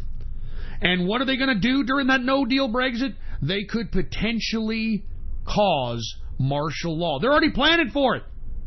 They're planning for goddamn martial law in the UK if there is a no Brexit. If you don't believe me, look it up for yourself. Look it up for your goddamn self. So it's going to be some interesting times right now in the UK. Some very interesting times in the UK. It's already half totalitarian already. I mean, take a look. You guys in the UK, all right? Once y'all passed Brexit, it seemed as if the fucking government punished you. I mean, now you can't even make critical statements about the government, about the immigration policy, anything online in the UK, or you'll get yourself a visit from the authorities. I mean, how much more totalitarian can you get than that? Anyway, folks, I think this is what Theresa May wanted all along anyway. Her checkers plan was it's ridiculous. This whole woman is a ridiculous piece of garbage. I mean, let's be honest. I mean, if this was a man that had balls in this UK situation, you know what he'd do? He'd say, fuck the EU. You know what I'm doing? Bilateral trade with the United States. Bilateral trade with every fucking country. So we don't need you, EU. And as a matter of fact, you know what we're going to do? We're going to do bilateral trade with Hungary. We're going to do bilateral trade with Poland. We're going to do bilateral trade with Italy. You know, I mean, and just start fucking taking them apart. I mean, you voted Brexit. You voted to leave, man. I mean, goddamn, this is why women shouldn't be in charge of anything. This stupid bitch, Theresa May, has been kicking the can down the road of this Brexit for 2 years. And I told you, right after the Brexit vote, that this better not be a can-kicking situation where they kick the can down the road so long that everybody forgets why they voted and they forget about it or have another referendum vote, which they're talking about now anyway. I mean, come on, man. What happened to the UK, man? Whatever happened? Didn't they almost take over the world at one time? What the fuck? What the hell's their problem? What's her goddamn problem now, man? Fucking idiots in the UK. Once again, Theresa May's checkers plan. I hate how bureaucrats make stupid little names for their stupid little policies and their fucking little plans, for Christ's sake. You know? Because it was at some fucking Checkers Palace or some bullshit. Oh, yes, this is the Checkers plan. This is the Checkers plan. Go fuck yourself, Theresa May. You're a communist. You're a pro-Remainer. You're a piece of shit. And I can't believe that the UK is sitting on their thumbs watching an incompetent, gray-haired, smoky-faced bitch like you ruin their country, for Christ's sake. You're a disgrace. You're a fucking disgrace, Theresa May, and it makes me sick that the UK ain't doing shit. They ain't doing shit to remove your ass. Because you need to be removed. You're incompetent. You haven't done shit. The terrorists are fucking... They're committing terrorist acts in the UK, and all you're doing is like, oh, don't worry about it. We're going to do what we can here. And, you know, don't be Islamophobic. You know, you're like, shut up! You stupid broad! Fucking Theresa May. For Christ's sake, man. She looks like an evil, wicked piece of trash, too, man. I mean, she's just a disgust. Hey, and by the way, did you see Theresa May dancing with Africans? Did you see that? Oh, man, these liberals, I'm telling you, I don't get it with them. They think because they dress, they act, they talk, they dance like whatever minority they're trying to virtue signal to, that somehow that means that they're cultured, or they're going to be interpreted as, oh, look, he cares about us. She cares about us. Did you all see fucking Theresa May dancing with those Africans? It's one of the most grossest things I've ever seen in my life. And why is she dancing with Africans? Well, you take a guess on that one. I mean, give me a break. Anyway, I'm out of here, all right? It's like 9:27. There's 3 minutes left in the broadcast. I don't know if I'm going to get beer or not. I want beer. I know I got this little acid reflux, whatever the fuck it's called, problem. But you know what, man? I mean, what else is there to do on a weekend unless, you know, you're at a bar, you're drinking beer, you're doing something, man? I'm sure Mr. Optimism will say, Ghost, there's a lot more than drinking, okay? Oh, yeah? Like what? Like what? Smoking pot? Pot's not legal in Texas, boy. And by the way, I don't want to be hooked on the pot, all right? I heard the pot, it affects acid reflux even worse. I don't know. Anyway, folks, all right. Happy Baller Friday to everybody who's been listening to the broadcast thus far. All right. I'm going to think about, give me about a half hour. I'm going to be in the True Capitalist Radio chat room. I don't know if I'm going to get beer or not. I don't know, man. I don't know. I don't care. But either way, thank you all for listening to me. I will be back Monday, once again, 6:30 p.m. Central Standard Texas Time, right here on the official website of the True Capitalist Radio broadcast, ghost.report. And once again, folks, if you have not done so, if you appreciate the broadcast, you appreciate the content, go to ghost.report right now, click the cryptocurrency wishing well tab, click the cryptocurrency wishing well tab, and throw something in the cryptocurrency wishing well and watch your wildest dreams come true while supporting the True Capitalist Radio broadcast, all right? Anyway, once again, thank you all for listening. I'm getting the hell out of here. It's Baller Friday! And I'm going to be in the chat room, True Capitalist Radio chat room, here in about 30 to 45 minutes. I'm going to see if I'm going to go get some beer or what the hell I'm going to do. I don't know what the hell I'm going to do. I don't know what I'm going to do, but either way, I'll be in there 30 to 45 minutes. And if you want to be a part of the True Capitalist Radio chat room, folks, it's real easy. Listen to the following, okay? Listen to the following. Go to my Gab account right now, Politics Ghost, all one word, no underscores, Politics Ghost, and click the subscribe button for premium content. Click the subscribe button for premium content. Once you do that, private message me on Gab and let me know your Discord chat name, and then I will go ahead and give you a private invitation to the True Capitalist Radio chat room. It's that damn simple. Anyway, I'm out of here. It's Baller Friday. I'm going to think about getting some goddamn beer and celebrating my Baller Friday, for Christ's sake. What else do I got? What else do I got, for Christ's sake? Who knows? I'm in San Hambonio, for Christ's sake, man. I mean, if you go out to a bar out here, you're probably going to get shot. All right? It's a fucking hellhole out here. But you could still live like $1 million if you only got like 200 grand in your bank account. So, I'm just saying. You can live like a millionaire out here. Anyway, regardless, I'm out of here. Happy Baller Friday to everybody who's listening in. Thank you all for listening in. And until Monday, cheers to everybody out there. Be safe this weekend. And party on, dude. All right? Happy Baller Friday, man. I'm out of here. Long live the capitalist army, and death to feminism, death to socialism, and death to communism. You're goddamn right. You better be here this Monday, 6:30 p.m. Central Standard Time, and tell everybody across the internet and throughout the world. If you're listening to the sound of my voice, for Christ's sake, you're listening to the underground. You are listening to the underground. Do you understand me? This is episode number 619. This is September 21st, 2018, and I'm out of here. I'll see you all Monday. All right? I'm going to go get some beer. What can I say? I got to go get some beer. I got to go fucking do it. I got to go do it. I got to go do it. I got to drink. I got to celebrate the weekend. And I got to be filled with piss and fury, baby. Piss and fury. See you Monday. Woo!